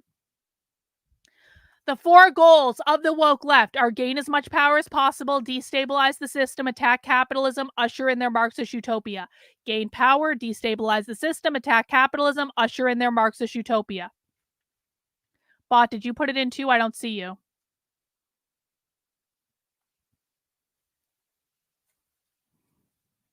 The first goal of the woke left is gain as much power as possible. Yep, that's goal number 1. Gain as much power as possible, destabilize the system, attack capitalism, usher in their Marxist utopia. Gain as much power as possible, destabilize the system, attack capitalism, usher in their Marxist utopia. Gain as much power as possible, destabilize the system, attack capitalism, usher in their Marxist utopia. There is literally a fucking saw.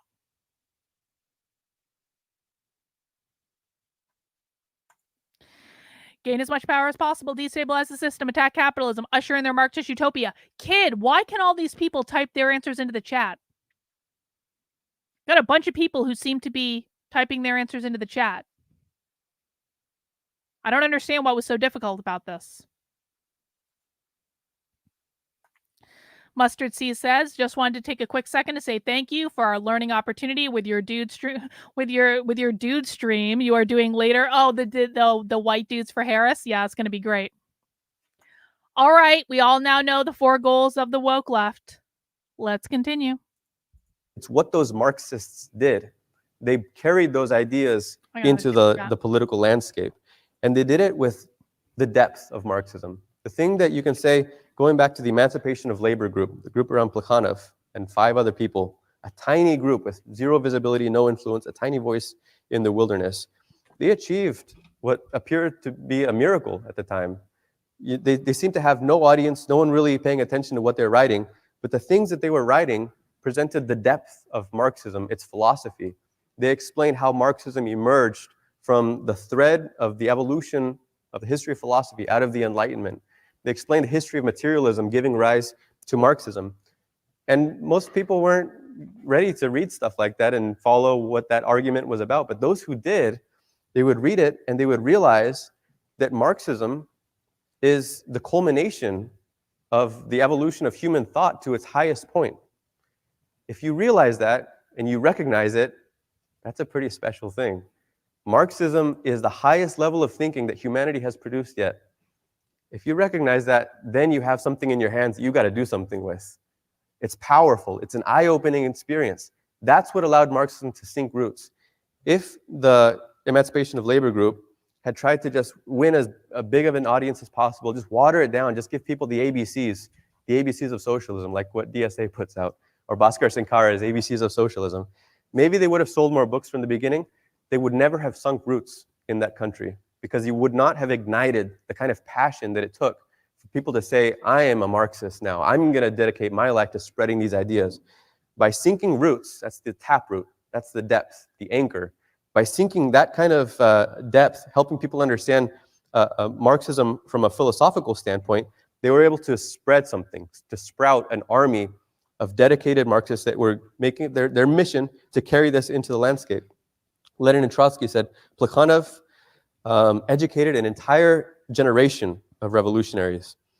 That was the foundation. He provided that initial pioneering role. Now, was that enough? It wasn't. Plekhanov lost his bearings later on. It's not enough just to have a foundation in theory and philosophy. You need that, but then you need something beyond that. He went from Plekhanov to Lenin. Lenin took the same approach. We need the insistence on theory. In fact, they both share this. In fact, Lenin took this from Plekhanov. This idea, you need to have that foundation, but Lenin took it to its next level. You take these ideas and then you build something unbreakable with them.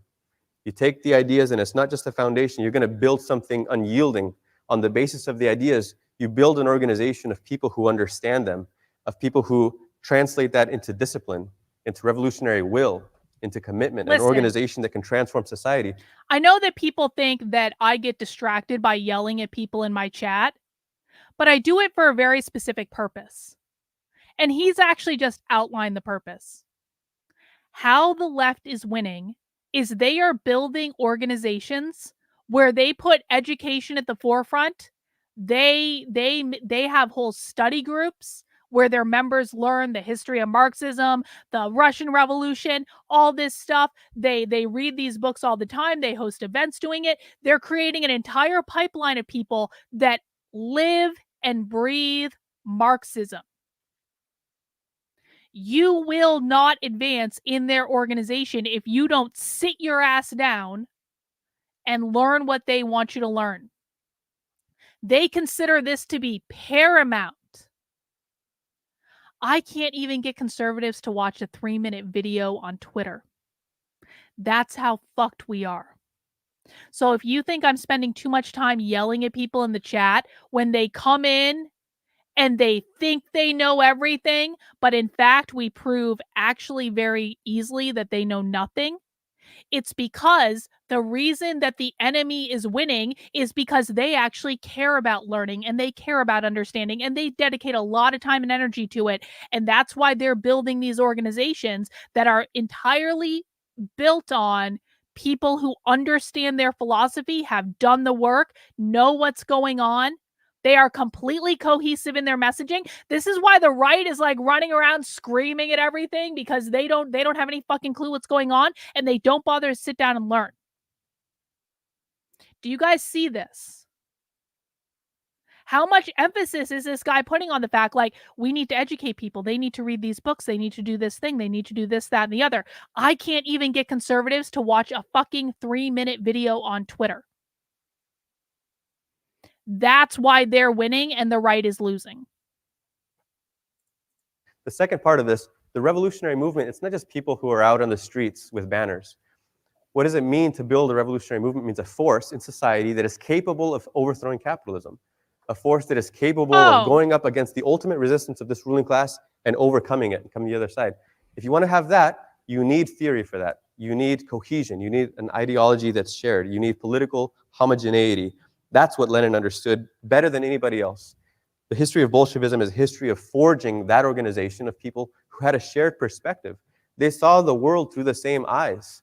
Marxism was their collective compass, and that's what gave them the power. You read all these the police reports of Tsarism, looking at the progress of Bolshevism, and they're like freaking out about how they're far better organized than anybody else. They have a much stronger will. They're more effective. They're actually sinking roots everywhere. And what was the secret to all of that success? Theory. It was philosophy. It was those books over there. That was the secret. That's the thing that gave them that special ingredient, the iron discipline, to become a force. And that's why Lenin's attitude towards all opportunities for clarification, all debates, Lenin always described, looking back, he described the process of Bolshevism as this process of polemics, of ideological battles with different currents that were all meant at sharpening a particular line, creating a demarcation, a delineation. Left-wing Communism, another great book, in one of our, we have over there. There's a chapter. I don't even have to quote from the chapter. I'm just going to tell you what the chapter is called. It says it all, very descriptive. Chapter 4, the struggle against enemies within the working class movement, which helped Bolshevism develop, gain strength, and become steeled. It's a great chapter. You should read it. You should read it as well. But just knowing the title, that's the way that Lenin saw it. In fact, that was the process. They became steeled because of each polemic. And that's why, people from the outside were critiquing them. Actually, some of the members of the Emancipation of Labor group themselves didn't understand the importance of this kind of sharp, fierce polemics. By the way, this is a fierce polemic. You read it. He grips onto his enemies. He doesn't let go. There was a member of the Emancipation of Labor, Vera Zasulich, who was more of her temperament was more, let's all get along. Do we really need to have this kind of like a vicious approach? She told Lenin one time, this is, Trotsky recollects this, she told Lenin one time, Plekhanov, he's a greyhound. He shakes his enemies and then he lets them go. But you're a bulldog. She says, you have a deadly bite. And in the anecdote, Zulich tells Trotsky, and then Lenin repeated that. Oh, a deadly bite? He liked it. He had that bold, if you read this, you can see the method of a bulldog here. But it was not gratuitous. He wasn't just doing it to attack his enemies. He was doing it to transmit ideas to his followers, to the Marxists, to help people understand this is where the line is. You have to, and that sharpness, that line is what created the power of that ideological cohesion among the Bolsheviks. In fact, in a general sense, this applies not just to a proletarian revolution. The bourgeois revolution was also preceded by a storming, right? The storming of the Bastille was preceded by a storming of the philosophy that gave it all of its authority. A 300-year process of preparing the ground ideologically for the rise of the bourgeoisie. Marx and Engels definitely understood that. So again, that's this is there's a lot more depth in this one sentence than we often stop to think about. I want to talk about how Marxism itself was born. It would obviously be a whole other session, Marxism itself, but just a brief account because I think it's an awesome story and an awesome achievement by two young geniuses. And we often talk about leaps forward in human understanding are achieved by standing on the shoulders of giants. Marx and Engels themselves were giants. And they were standing not only on the shoulders of giants, they were standing on the Enlightenment. They were standing on an entire era of giants. And what they did was achieved, it was not just the geniuses, the roots that they were drawing on and tying together, it was the time and the place as well. It all came together. Marxism couldn't have been invented hundreds of years earlier than it was. It was the fruit of its moment, and it's a beautiful moment. It's beautiful the way that it all came together right then and there. They lived in a time of intense social and philosophical ferment. The bourgeoisie was kind of rounding its peak, actually. Some of the best achievements in bourgeois thought were kind of coming to fruition right then and there, and Marx and Engels took it to its next level, and then it scared the bourgeoisie deeply because they realized what it meant for them. But you think about it, all the scientific breakthroughs that were taking place right then and there, cells were discovered in the 17th century, but only in the 1830s did they realize all plants and animals are made of cells. The first law of thermodynamics, the idea that energy transforms from one form to another, discovered right there within decades.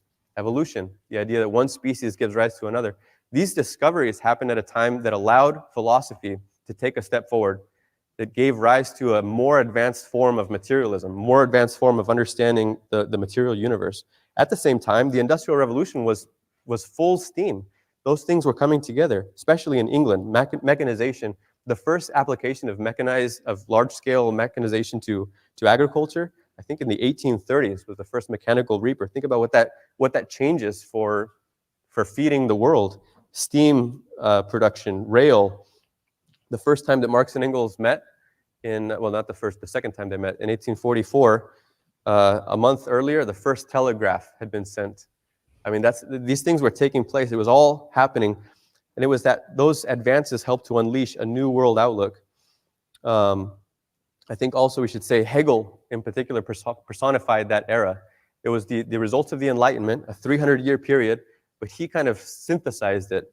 And all of that came together. They came out of that environment of the young Hegelian philosophy in Germany, which is a pretty narrow window of time. It's pretty awesome that they were then ready to take all of that. Hegel had an encyclopedic approach. He synthesized he was the first one to write a history of philosophy that runs through the whole thing, gives you a picture. Marx and Engels took that on board, but then they went from Germany into these new horizons. Engels to England, the roaring center of the Industrial Revolution.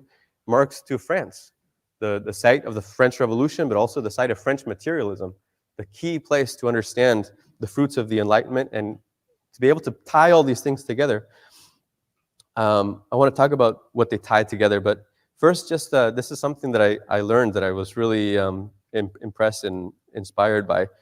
There's something that gives you a flavor of the spirit of Marxist philosophy from the beginning.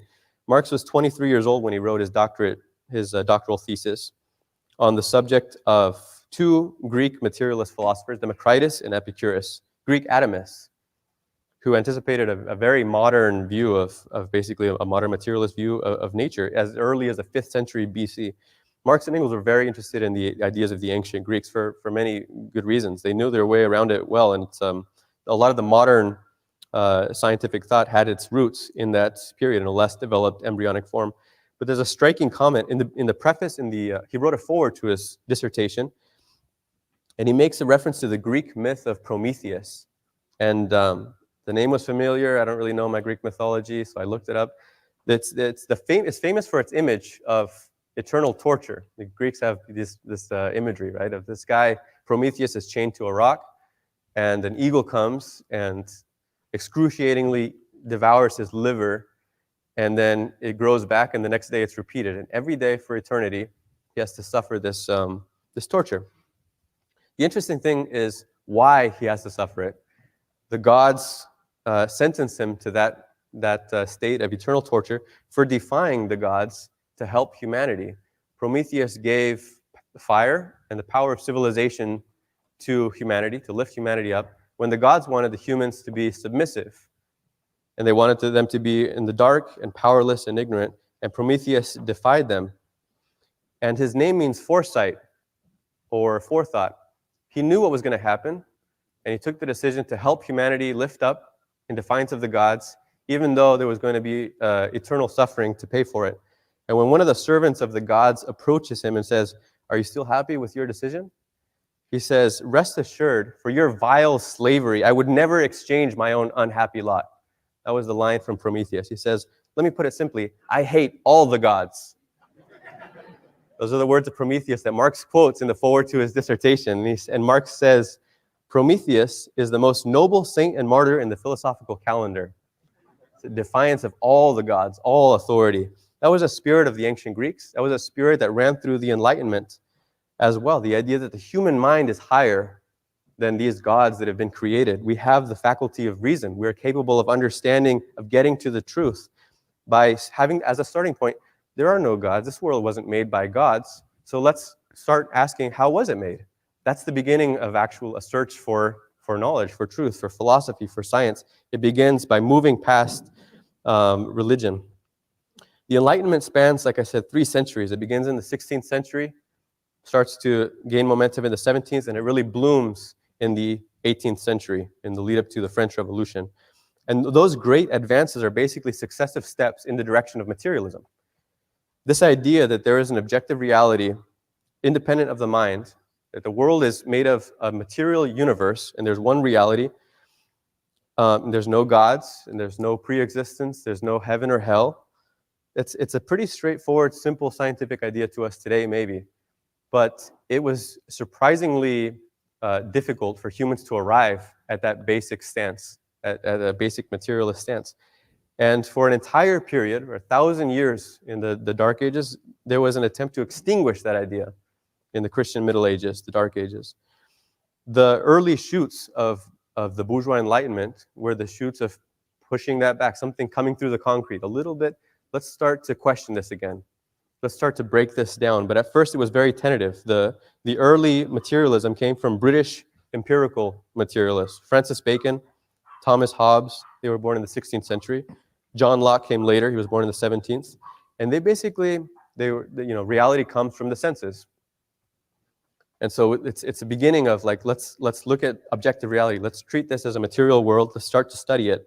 But when it came to the question of God, they sort of sidestepped it. Well, we can only know reality through our senses, so we can't really know about God, so I don't really have much to say about that. And they kind of sidestepped it. They actually took the route of deism, right? Okay, there's a God maybe, but he just set this all in motion, and then he got out of the picture. He doesn't interact with us anymore, so it's a way of saying, okay, maybe there's a God, maybe there's not, it doesn't really matter.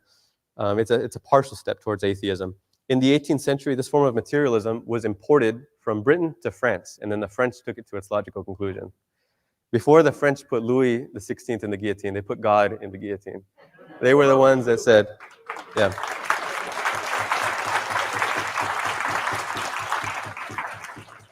Bold, fearless, unflinching atheism. They had no fear. They were ready to bring it all down. And that's the kind of step in philosophy that prepares the way for a great revolution like the French Revolution. Now, as heroic and advanced as they were, French materialism was the height of the Enlightenment materialism. Condillac was the first that brought it in from Britain to France. Helvetius and Holbach were the others. There's a lot of, there's a whole thread to follow there. By the way, follow it, comrades, follow that thread. This is an amazing resource to have a proper understanding of how Marxism came out of, or what those roots are, those rich roots. It's definitely worth history, philosophy. We're well stocked back there.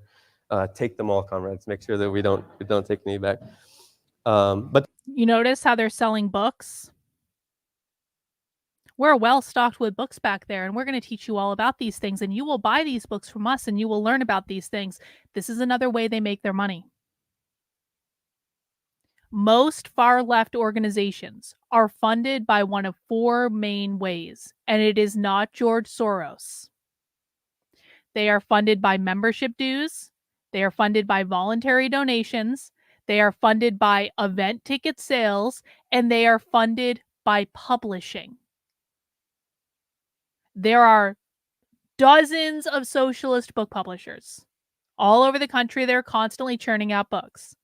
Every major city has at least one radical revolutionary socialist bookstore. Exactly like Scientology.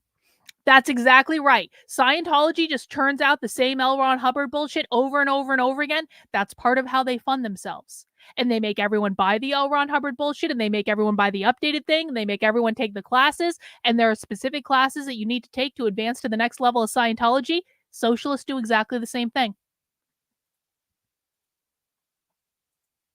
there was a limitation to the materialism of the Enlightenment. They didn't apply materialism. First of all, it was very mechanical. It was limited by an idea of like Newtonian mechanics. The world is kind of on a balance. It's in an eternal circle, and it works as a machine. And even humans and animals work like machines. It had a mechanic. It wasn't dialectical, you know. And in addition, it didn't apply materialism to a view of human society. The materialists of the Enlightenment assumed that once you have humans that have a conscious will, well, basically they decide what they do, and then human society and human history is a result of what humans do, the ideas that they have. Idealism snuck back in when it came to looking at history. That's the thing that Marxism changed. That's the leap forward that brought materialism to its height. And ironically, it was Hegel who helped take that step. An extreme idealist helped bring materialism to its final conclusion. Because what was needed, the missing ingredient, was the dialectical method, which Hegel brought he systematized. And nothing is eternal. Hegel looked at everything as a part of a process. The materialists had gotten into the habit of, we need to analyze everything. Let's just classify it. Everything fits into its box. We need to put everything into its category. Hegel says the categories are giving rise to other categories. Everything is part of an unfolding process. Everything is in the process of becoming something else. It's an evolutionary perspective and a revolutionary perspective. Sometimes there's a leap forward. Everything contains something else within it, and it's in the process of becoming that other thing. That was the perspective that was required, because he looked at human history itself also as an unfolding process that had a direction. Humanity is moving in a direction. So Marx and Engels, what they did was they took that framework and they understood, they were able to say, what is that thread? What is the driving process? What is the direction? It's one mode of production giving rise to another. They said, even though humans have conscious desires, even though they think, humans don't decide what mode of production you're born into. And you don't realize how much that mode of production shapes your thinking and your environment and your upbringing and all the traditions and institutions that surround you. So it's not consciously decided. There are laws to history, and it's not determined consciously. It's determined by something else. What is that something else? It's the class struggle. It's the rise of the productive forces that have been given steps forward by one mode of production after another. Each mode of production has a certain ability to bring things forward, but it's limited. Eventually, the productive forces, instead of advancing, they start to get held back, and then you're prepared for another revolutionary step forward. That's the way that society unfolds. Marx and Engels were the first to apply materialism to human society, and the implications that flowed from that are what are Marxism today. I mean, that's the thing that they achieved. There is no mode of production that's eternal. That's a revolutionary idea, because it means the ruling class, it rules today, it's not going to necessarily rule tomorrow. No, in fact, no institution is eternal. The family structure itself, everything that we're told that is natural, that is normal, that is morality, laws, the authority of governments, all of that is in the process of becoming something else. And it's not that it's all random, it's that there are class interests behind it. The domination of a given ruling class is justified if it's advancing the productive forces. If it stops doing that and holds them back, it's no longer justified, which means there is historical justification for bringing a ruling class down. These are powerful, very threatening ideas. In fact, this was the reason that the bourgeoisie went from using materialism as a weapon against feudalism, as against the absolutist monarchy, as against reaction, to realizing we've picked up a weapon that's dangerous, put that down. And they did. They turned their back on materialism in one field after another. Look at the recent issue of In Defense of Marxism, The Fall of Woman, the article that Fred wrote. Anthropology had arrived at materialism with Morgan, and then they realized that's Bolshevism. Put that down. And then they went to Boas and said, no more materialism in this field. They did the same in economics, the labor theory of value. Wait, that means that workers' labor is producing all value. Well, then we have a class struggle. Wait. You know? Did he talk about the family structure? Sorry, the Groypers are now accusing me of being paid by Milo Yiannopoulos because I tweeted things they don't like. So I was a bit distracted. Did they say anything relevant about the nuclear family that anyone heard? Do I have to rewind? Swear to God. Yeah, but did he say anything like hyper relevant, or was it just like repeating the Communist Manifesto? Everyone who watches my Abolish the Family content should know this. Did he say anything hyper relevant that is distinctive? That's not the question I'm asking, SB. Did he say anything that was outlandishly distinctive from the Communist Manifesto?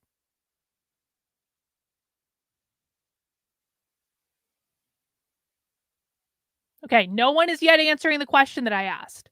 Did he say anything that was materially significant, materially more significant than what's in the Communist Manifesto? Thank you, Teresa. That's what I was looking for. That's what I thought. Thank you. All right. Yeah, the Groypers have decided that because I'm tweeting things about Christianity that they don't like, that I'm being paid by Milo Yiannopoulos, because I exchanged a few tweets with Milo because he's just trying to cause problems, but like, and now they're starting a rumor that I'm being paid by Milo Yiannopoulos, and I'm like,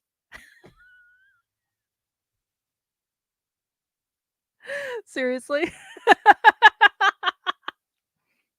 This is really Mio and Brittany's fault, honestly.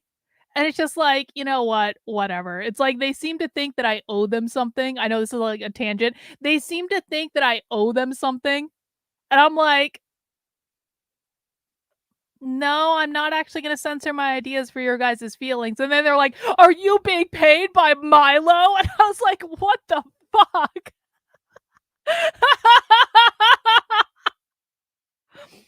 I was like, I can get paid? I can get paid to tweet with Milo?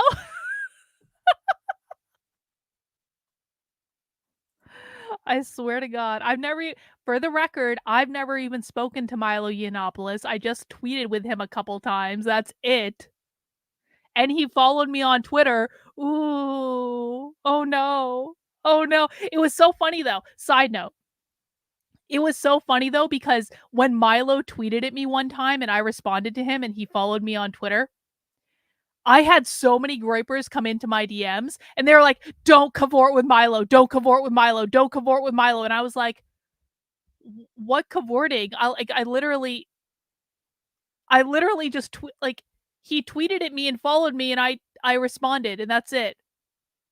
Like, this is not cavorting. There's not collusion. There's some fucking conspiracy. I'm not on any payroll, but no, they're all running around Twitter. Carla's being paid by Milo. Like, oh, brother. Whatever.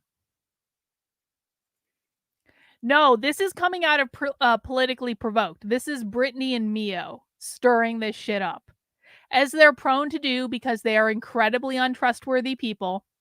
It's too bad. Mio wanted to have some conversations with me that sounded kind of interesting, but if he's gonna get all fucking bent out of shape because I'm tweeting words he doesn't like, I'm like, bro, I have to deal with enough shit from like normal conservatives. I'm not doing this with you. I'm not doing this with you. No. So if you're like a normal groiper that's not an insane person and that understands that Twitter doesn't mean I'm on someone's payroll, you can stay. If you want to act like an unhinged lunatic and accuse me of being paid by Milo Yiannopoulos, bro, get a life.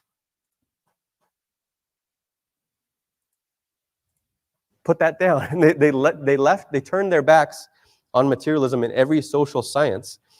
We had a little conversation about this last You know what they're all really upset about? You know what they're all really upset about? Sorry, I know this is the last tangent, I promise. You know what they're all really upset about?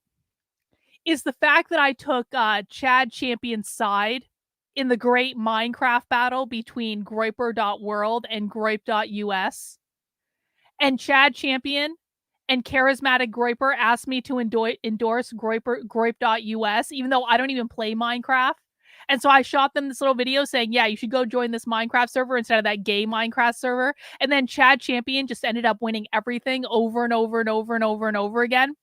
And Chad Champion was coming out on top of like the approved bless Minecraft. This is, I swear to God, this is what's going on. And I took Chad Champion's side, and I'm not upset about it. Because you know why? Because I appreciate an uppity kind of like underdog that sees a problem and then goes and solves the problem and then makes a big deal about the fact that he solved the problem. Daniel, nobody expects the Spanish Inquisition. Yeah, right? No one expects the Spanish Inquisition. Always side against Brittany and Mio. You'll be right every time. Excellent. Excellent advice. All right, I'm paying attention now. Everyone focus. I'm paying attention again. Oh, hang on. Carlin, we need a Comrade Minecraft server. I don't know what it is exactly, and I've never played it, but we need one. No. No. No. I'm vetoing this idea because I don't even play Minecraft. I don't even know how any of this stuff works. So no. No Minecraft server. No. We have other things we need to do. night. When was the turning point when the ruling class really went on the offensive? You know when it was? This was the turning point. 1917, they realized these aren't just threatening ideas. These people can take power with these ideas. That's when they went on the offensive against materialism. That's when they became the mortal enemies of materialism. And in the result, we see today, the bourgeoisie has turned its back on the Enlightenment as a whole. They disavow the Enlightenment as a whole. That's what postmodernism represents. No, there's no progress at all. There's no truth. There's no reality. We're not interested in that anymore. There's nothing to learn from history. They're not. Yo. All of that. I hope everyone just heard that. That was actually an important point. He just disavowed postmodernism. Did everyone catch that? So everyone like James Lindsay, who thinks that all the communists marching in Philadelphia are all like postmodernists, they just disavowed postmodernism. Everyone caught that, right? These were the people that were marching in Philadelphia yesterday.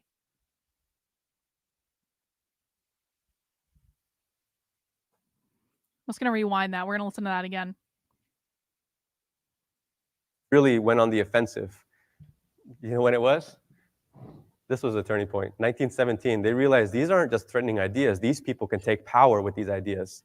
That's when they went on the offensive against materialism. That's when they became the mortal enemies of materialism. And in the result, we see today, the bourgeoisie has turned its back on the Enlightenment as a whole. They disavow the Enlightenment as a whole. That's what postmodernism represents. No, there's no progress at all. There is no truth. There's no reality.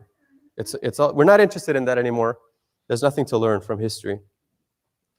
All of that, it really just scratches the surface. I really recommend not only that comrades read History of Philosophy, this final book pitch, this one, Revolutionary Philosophy of Marxism. We produced this in 2019. Oh, they're producing their own books. Oh, okay. Just be careful. Be careful if you... postmodernism is like anytime they're talking about like critical race theory or like queer theory or any of that bullshit, where it's like, this is why James thinks it's Gnostic, where it's like, you know, there is no truth, there is only like lived experience. That's postmodernism. Start highlighting this because sometimes it's hard to stop, and then it turns into its opposite, and then you got to start underlining. But this is a powerful tool, comrades. This is really an achievement that this it's a compilation of the little bits and pieces, the gems of Marxist philosophy that have made it into all the classics, all in one package. In 2018, we put this together. There's an excellent introduction by Alan Woods in here. This is, you know, Alan Woods is working on a book on Marxist philosophy that basically puts it all together. Marx wanted to do that in his lifetime, didn't have the time to do it. Until that comes out, this is the next best thing, comrades. Don't wait for the other book to come out. Get this one first. And in 2019, the whole organization read it, and we had so many excellent discussions that really were a leap forward. That's what gave so many comrades a foundation. So get your hands on this and read it together with other comrades. It really describes, in particular, the Ludwig Feuerbach and the end of classical German philosophy describes how these threads were tied together. And I think it's such an inspiring, colossal achievement. But what do you do with an idea like that? You know, imagine that Marx and Engels, everything we've just described, it's pretty cool stuff, right? It's kind of mind-blowing. Imagine coming to this realization for the first time yourself with a buddy, you know, Marx and Engels, and they realize that the things that they're submitting to the radical press are following the same thread. Actually, the revolutionary press at the time, it was the Deutsche Französische Jahrbücher. It's the German-French, just an explanation of the way this worked. The Prussian state had rules on censorship for publications. It would have to all go through the censor. But if you had a 300-page book, it didn't count as a newspaper. So the censors didn't treat it the same way. So they would put all a year's worth of articles into one massive book. And in fact, all the writing that Marx and Engels did when they realized that they were following the same thread is in one massive book of like 300 or 400 pages. There was only one issue ever published of the Deutsche Französische Jahrbücher. But that's when they realized, imagine you open the book and you realize everything that this Marx guy is writing and everything that this Engels guy is writing from Manchester, from Paris, they're saying the same things. So then that's when they get into correspondence. That's when they realize the first time they meet in Paris, it was just a casual meeting. He's just traveling through. They end up a discussion that goes on 10 days. Imagine what that discussion was like. Imagine the excitement of realizing the materialist conception of history, realizing that you've just tied together the things that brought philosophy to another step forward, that you've just achieved what Darwin achieved for biology and more. You've just achieved that for human history. You've got a glimpse of the ideas that are going to lead to the next step forward from capitalism to a step towards a classless society. You can just imagine what kind of excitement and enthusiasm they were filled with in those 10 days in Paris. But what do you do with an idea like that? You get to work. You start finding ways to spread it. You find someone else by the ones and twos who can understand your idea, who can transmit it, who can absorb it. And of course, a good starting point is getting the ideas down on paper. So they wasted no time. Who was it, by the way, that said where to begin with the revolution? This is a good question. After watching hours of this for years, what are their weaknesses?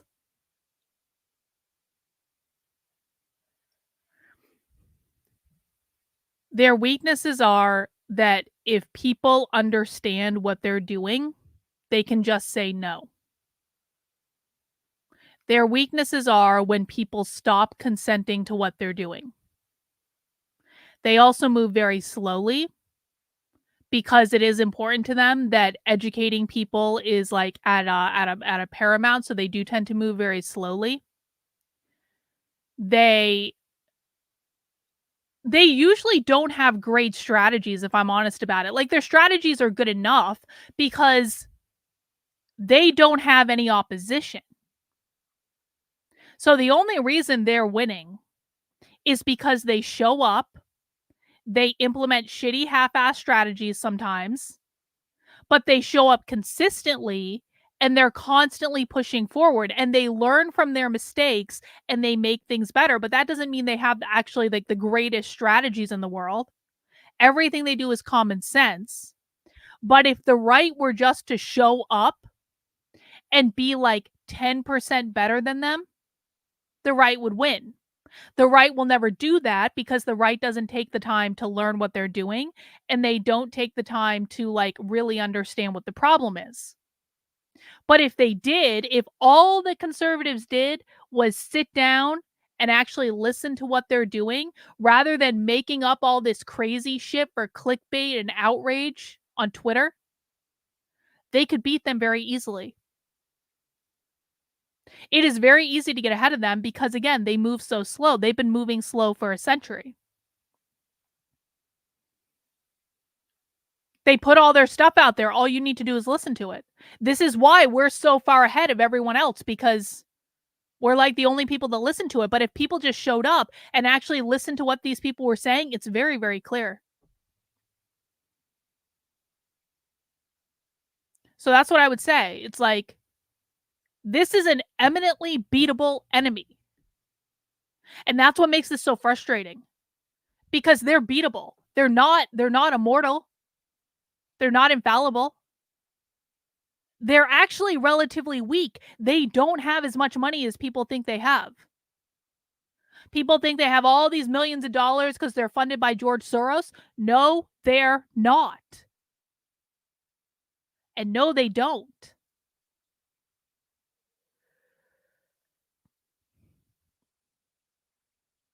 But people don't know that. And so they don't show up. They don't do anything. All you need to do to beat these people is to show up and to be consistent in a larger number than they are. That's it. That's a great question, though. I appreciate you asking.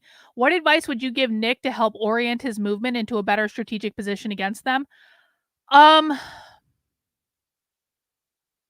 That's another good question.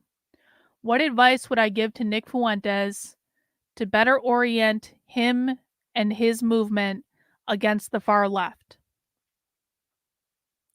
Well, okay, so the first thing I would say is I think that Nick is already doing the right thing in terms of trying to take over the conservative right and remake it in his image. Now, Nick and I don't obviously agree on everything. Obviously, as people have found out on Twitter today, even though I don't know why this was such a revelatory thing, I'm not a Christian. I am actually fine with Nick's idea of a Christian monarchy. I'm fine with Nick's idea of Christians kind of like running the government because I understand he's doing it to oppose the interests of like Israel. I think it would be better than what we currently have. But I think his idea that he needs to infiltrate like conservative Inc. organizations and take them over slowly over time is a good idea. I think that his idea about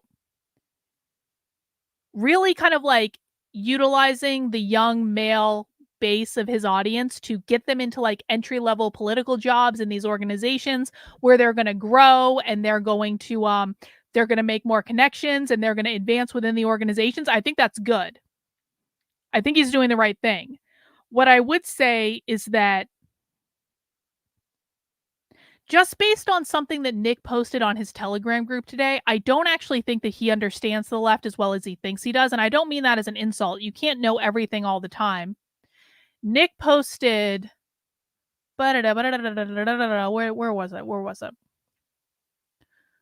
was it? He posted, the intensity and contours of wokeness also track with the Obama and Trump eras. Oh, hang on. I got to go back. Hang on. This started earlier. Okay. Wokeness, in quotes, was preceded by political correctness in handling topics like blackface, the N-word, Muslims after 9/11, Barack Obama, Trayvon Martin. In many ways, it feels like wokeness/PC was more of a process than a phenomenon.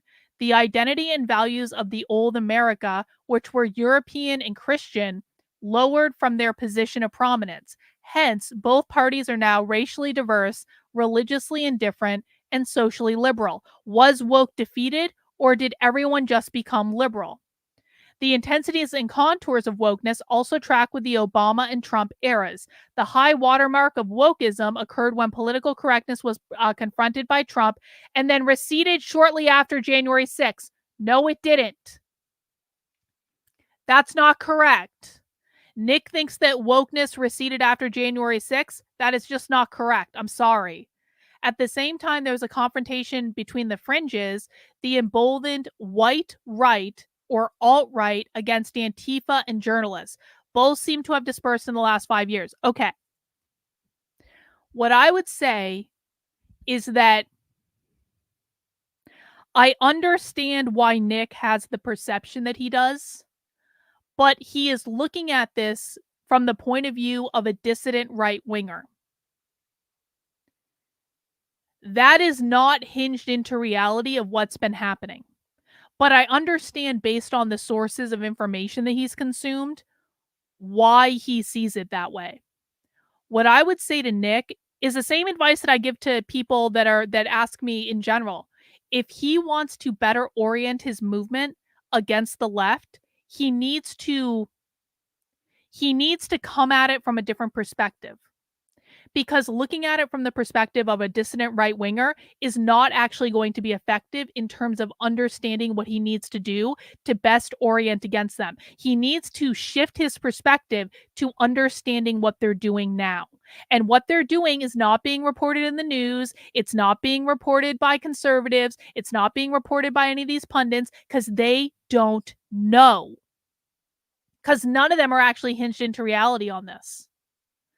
So I think it would actually be very easy for Nick mentally to get ahead of these people and to wrap his head around this, because none of this is rocket science. It's just a matter of like energy and attention and focus. And he's very smart. I think it would actually be very easy for him to get ahead of these people, but he has to reorient himself around information that he has not yet consumed. So learning what they're doing in reality, not based on conservative bullshit or propaganda or these narratives that they want to prop up, learning what they're doing in reality, I think would be the first step. And I think it'd be pretty quick for him to do because, again, he's very smart. But it's a matter of like energy and attention and focus. And I'm not sure. He always seems to have so much stuff going on that I'm not sure he has the energy and attention and focus to really dedicate to it. But if he does, he would be in a better position for it. All right, guys, let's wrap this up because we got another stream coming up not too long. Revolutionary press. You got to begin with getting the ideas into a publication. That was Marx and Engels who said that, who answered that question in that way. And that's exactly what they did. Actually, while they were in that 10-day meeting in Paris, they already started polemicizing against the young Hegelians. Someone else had written something against the contributions of Marx and Engels. And they agreed. Let's just answer them, and they start polemicizing. And they have a draft ready. They were gonna split the draft. 30 pages from Engels, 30 pages from Marx. Engels is very punctual. He would bang things out. He had his 30 pages ready to go at the end of the 10 days. Marx said, "I'm just gonna keep working on mine. I got." A few months later, he gets 300 pages from Marx, and that became the Holy Family. That was the first thing that they collaborated on. You read it. There's a lot of I can't recommend reading the whole thing because it's extremely dense, but there's some sections that are brilliant, again, running through the history of Enlightenment materialism, which is in here, by the way. That excerpt you can find right in this book. But that's the way they started working. The next year, they wrote the German ideology together. Again, 700 pages. In the end, they couldn't find a publisher for it, but they said it was a process of self-clarification. They were finding out where they stood, and the way that they clarified their ideas was against other ideas. By polemicizing against other opponents, they would sharpen their own ideas. They would tear down the arguments of other opponents, but in its place, they would stand up materialism. With example after example, with argument after argument, that's the way that Marxism came to be. Marx himself was a bit of a bulldog, by the way. If you see the polemics that he had against Proudhon, against all of these other thinkers of his time, there was a certain shared quality in the way that they would polemicize.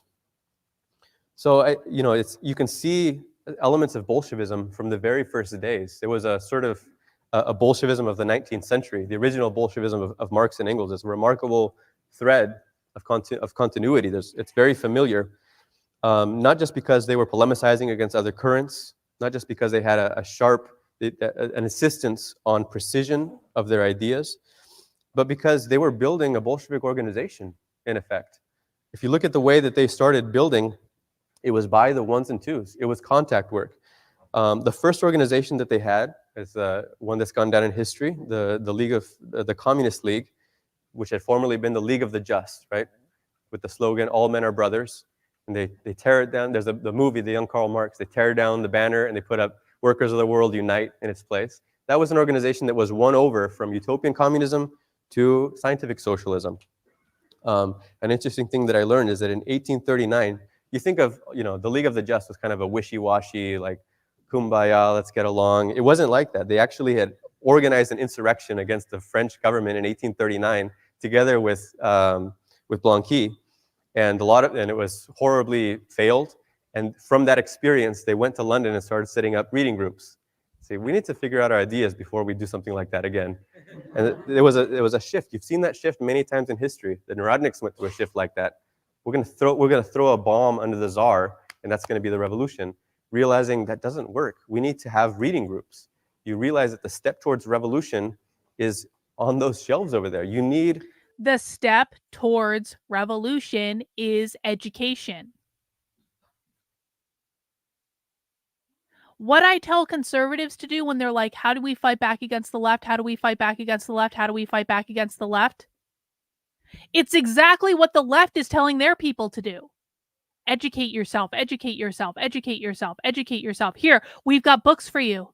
We'll teach you. We have reading groups. We have study groups. We have events. The difference between the left and the right is when the left is told you need to educate yourself, and if you educate yourself, that will lead to the revolution, they actually do it.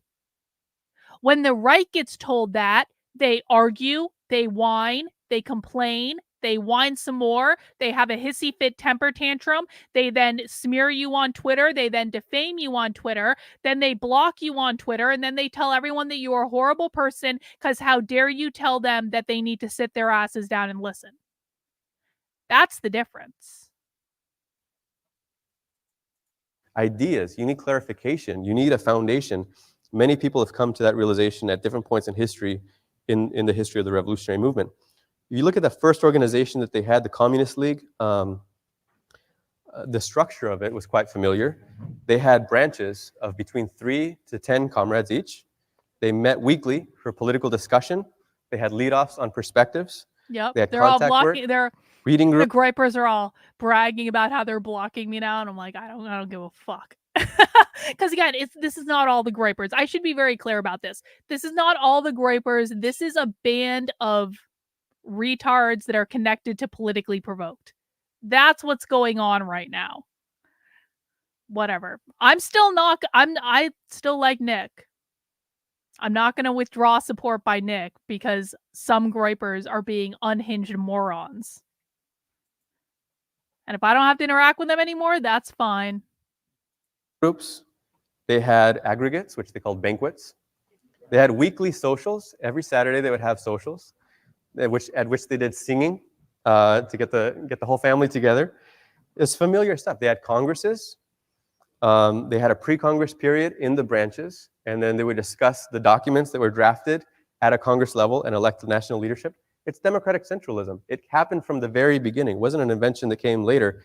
It's the result of Marx and Engels figuring out how do we get our ideas into the hands of the working class? How do we build an organization that is going to be rooted in these ideas? You need democratic centralism for that task. In 1847, when the Communist League tasked Marx and Engels with drafting the Communist Manifesto, the organization was our size today in the United States. They had 30 branches. They had just over 300 members. Actually, the following year, the 1848 revolution breaks out, and they all take up arms and join the barricade. They actually dissolve into the revolution. They went from theory to practice, right? It was a bit too soon, actually. They ended up falling apart and having to regroup, and it was a very difficult period afterwards. And they regroup in the form of reading circles, workers' discussion groups.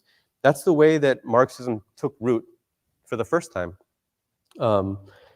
Actually, Engels, right after the defeat of 1848, I believe it was, immediately after, in Switzerland, he finds a contact, 22-year-old Wilhelm Liebknecht. Some of you might recognize that last name. His son was Karl Liebknecht. But he would go on to become a founding leader of the SPD. Years later, Wilhelm Liebknecht recruited another young communist who had found a booklet and became radicalized by a little booklet that he found in his 20s, a worker, August Bebel. The foundations of the mass forces of Marxism, which became a mass influence even by the end of Engels' lifetime, started with the ones and twos. It started with the cadres that they spent countless hours discussing, corresponding with, all these letters, fixing trying to fix a lot of their problems, trying to educate. It was the ones and twos that created the foundation for something that became the strongest Marxist party in the world at its time. Right before World War I, it had over 1 million members, 15,000 full-timers, 90 daily newspapers, 62 print shops. That was the height of the SPD, when Marxism became a mass force. Of course, in Germany, as we said, in a country where there was a population with a certain intellectual tradition, a habit of thinking theoretically. But all of that, if you look at the final result, you could say, wow, look at an organization that has 15,000 full-timers and 62 print shops and 90 daily newspapers and can get 4 million votes in the elections. It looks like this massive thing, but where did it begin? With a reading group. It began. Imagine going to that Congress in 1847, and one of the discussion documents is the manifesto, and the Congress can submit amendments to the manifesto. That was the beginning with the ideas, with the discussions. They were able to build the foundation of something solid. That's how Marxism sank roots. It's happened. There's only one way for Marxism to become a mass force. It's this way. It's Bolshevism. Going back to, I'm starting to run out of time, but this is like blowing my mind right now, because it's kind of like every inclination that I've had about like how to actually fight back against the left, starting with learning the language, watching their trainings, figuring out who they are. It's all being borne out with what they're doing. They're trying to create a mass revolutionary movement through education. I'm trying to push back against their mass revolutionary movement by educating people about what they're doing. It's just that their side is more open to actually engaging in the process because they actually have principles and goals and they're more committed to it. Whereas our side are running around like a bunch of fucking lunatics just tweeting out their feelings all the fucking time. But I'm feeling a little vindicated right now, I have to say. Some of the qualities that all the Marxists shared, and something that we all need as individuals to become Marxists, is a deep respect for the power of ideas and study habits that were intense. You read about Marx in Paris when he's digging. He realizes that he's on the verge of a breakthrough, unhealthy, spending 3-4 nights without any sleep because he's just going from book to book. And he knows that he can sense that he's on the verge of something. Exactly, buddy. He had a Thank drive. you. Appreciate it. In correspondence with his father, actually, his father said, I can tell that your soul is governed by a demon. I can't tell if it's a heavenly demon or a Faustian one, he says. But in any case, there was something inside of him, like something that gripped him, that he couldn't let go. All the great Marxists have had that. They've all tapped into that. You read about Trotsky saying, I strained every nerve in my body to understand the ideas. Thanks, Dragon Ball. You're unsatisfied until you get them. You have to have that hunger in order to make that progress. If you don't have the hunger, you won't eat. You won't consume it. You won't be able to pursue it. But all the Marxists have had that, and I think it's something that we need to tap into. It's also not just an isolated thing. It happens from interaction. Imagine when Marx and Engels put their heads together and they realize, you've been doing this reading, I've been doing this reading.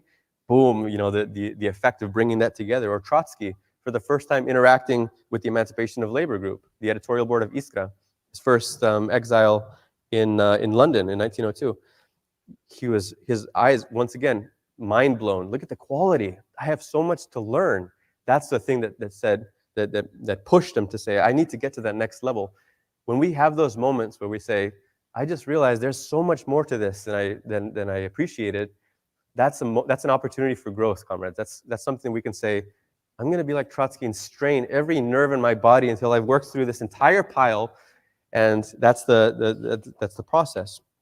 I think we've all had moments where we get a glimpse, where we fall in love with Marxism. You get a glimpse of how profound these things are, and it's a beautiful and necessary moment for our learning process. So that's an important idea in this resolution, is that becoming a Marxist is something to fight for. It's not something that happens automatically. It doesn't happen just through osmosis. And I think we also have to analyze, if if you're inspired to raise your political level, then it's not enough to say in the abstract, I want to read more or I want to be a better Marxist. You have to have a battle plan. What is the change that you're going to make? What are the obstacles that stand in your way? And each of us have to figure that out for ourselves. There's different, we all have different things that are maybe holding us back on our study. In a general sense, you could say this country is working against a long time intellectual tradition, a version, not just like the influence of pragmatism and empiricism. It's not just the lack of any theoretical tradition in this country. We were talking to comrades about how hard it is sometimes. You're talking to a contact who's brand new to this stuff, for the contact to realize, yeah, we're fighting for a revolution. We think we can overthrow capitalism in our lifetime. And the most urgent way that we're preparing for it is this reading group that we have. And the contact is, wait, no, don't we need like guns? Or shouldn't we, like what, there's a certain impatience. That impatience has deep roots in this country, by the way, and the impatience itself is an obstacle. If you want to have a really unyielding granite foundation, something really solid, if you want to achieve depth, if you want to send down a taproot in the political landscape of the United States, you can't be impatient. You have to have the depth. You have to fight for the depth, and you have to realize the things that are holding back the depth. So I think I hope to hear in the discussion what daily habits we can use to implement this. We threw out a few ideas in the resolution. Each comrade has to decide what changes they want to make in their own study habits. I think the important thing is reading every day, making a daily reading habit, finding a way to weave it into your everyday. Because if you just go to branch once a week, you're going to absorb something, but that's the slowest way to progress. If you're reading every day and you're reading for yourself, you look at your reading not as a chore, not as an obligation to your branch, not as a duty that you're assigned, but as something that nourishes you, as your daily, That's a great question, buddy. I don't know the answer political to it. inspiration, of theory. You're becoming a better Marxist by Because they're consuming more this every concerned day. about their Find the time, looks carve the time. Sometimes it's a question of and how do you make the time presentation to, and having the right image. to read. There's No also, authenticity. it's something that's becoming more rare. As we point out in the resolution, there's a lot of headlines I saw that say, if you used to love to read years ago, curling up with a book, and now you can't seem to get past a couple pages, you're not alone. And there's all these statistics about a decline, a sharp decline in society in reading habits. So that's, again, we're moving against that stream as well. Marx said that his favorite activity, his favorite pastime was bookworming. We have to become bookworms. We have to develop that habit. And if we didn't grow up with it, that's fine. God, You're a gonna Bolshevik. lose.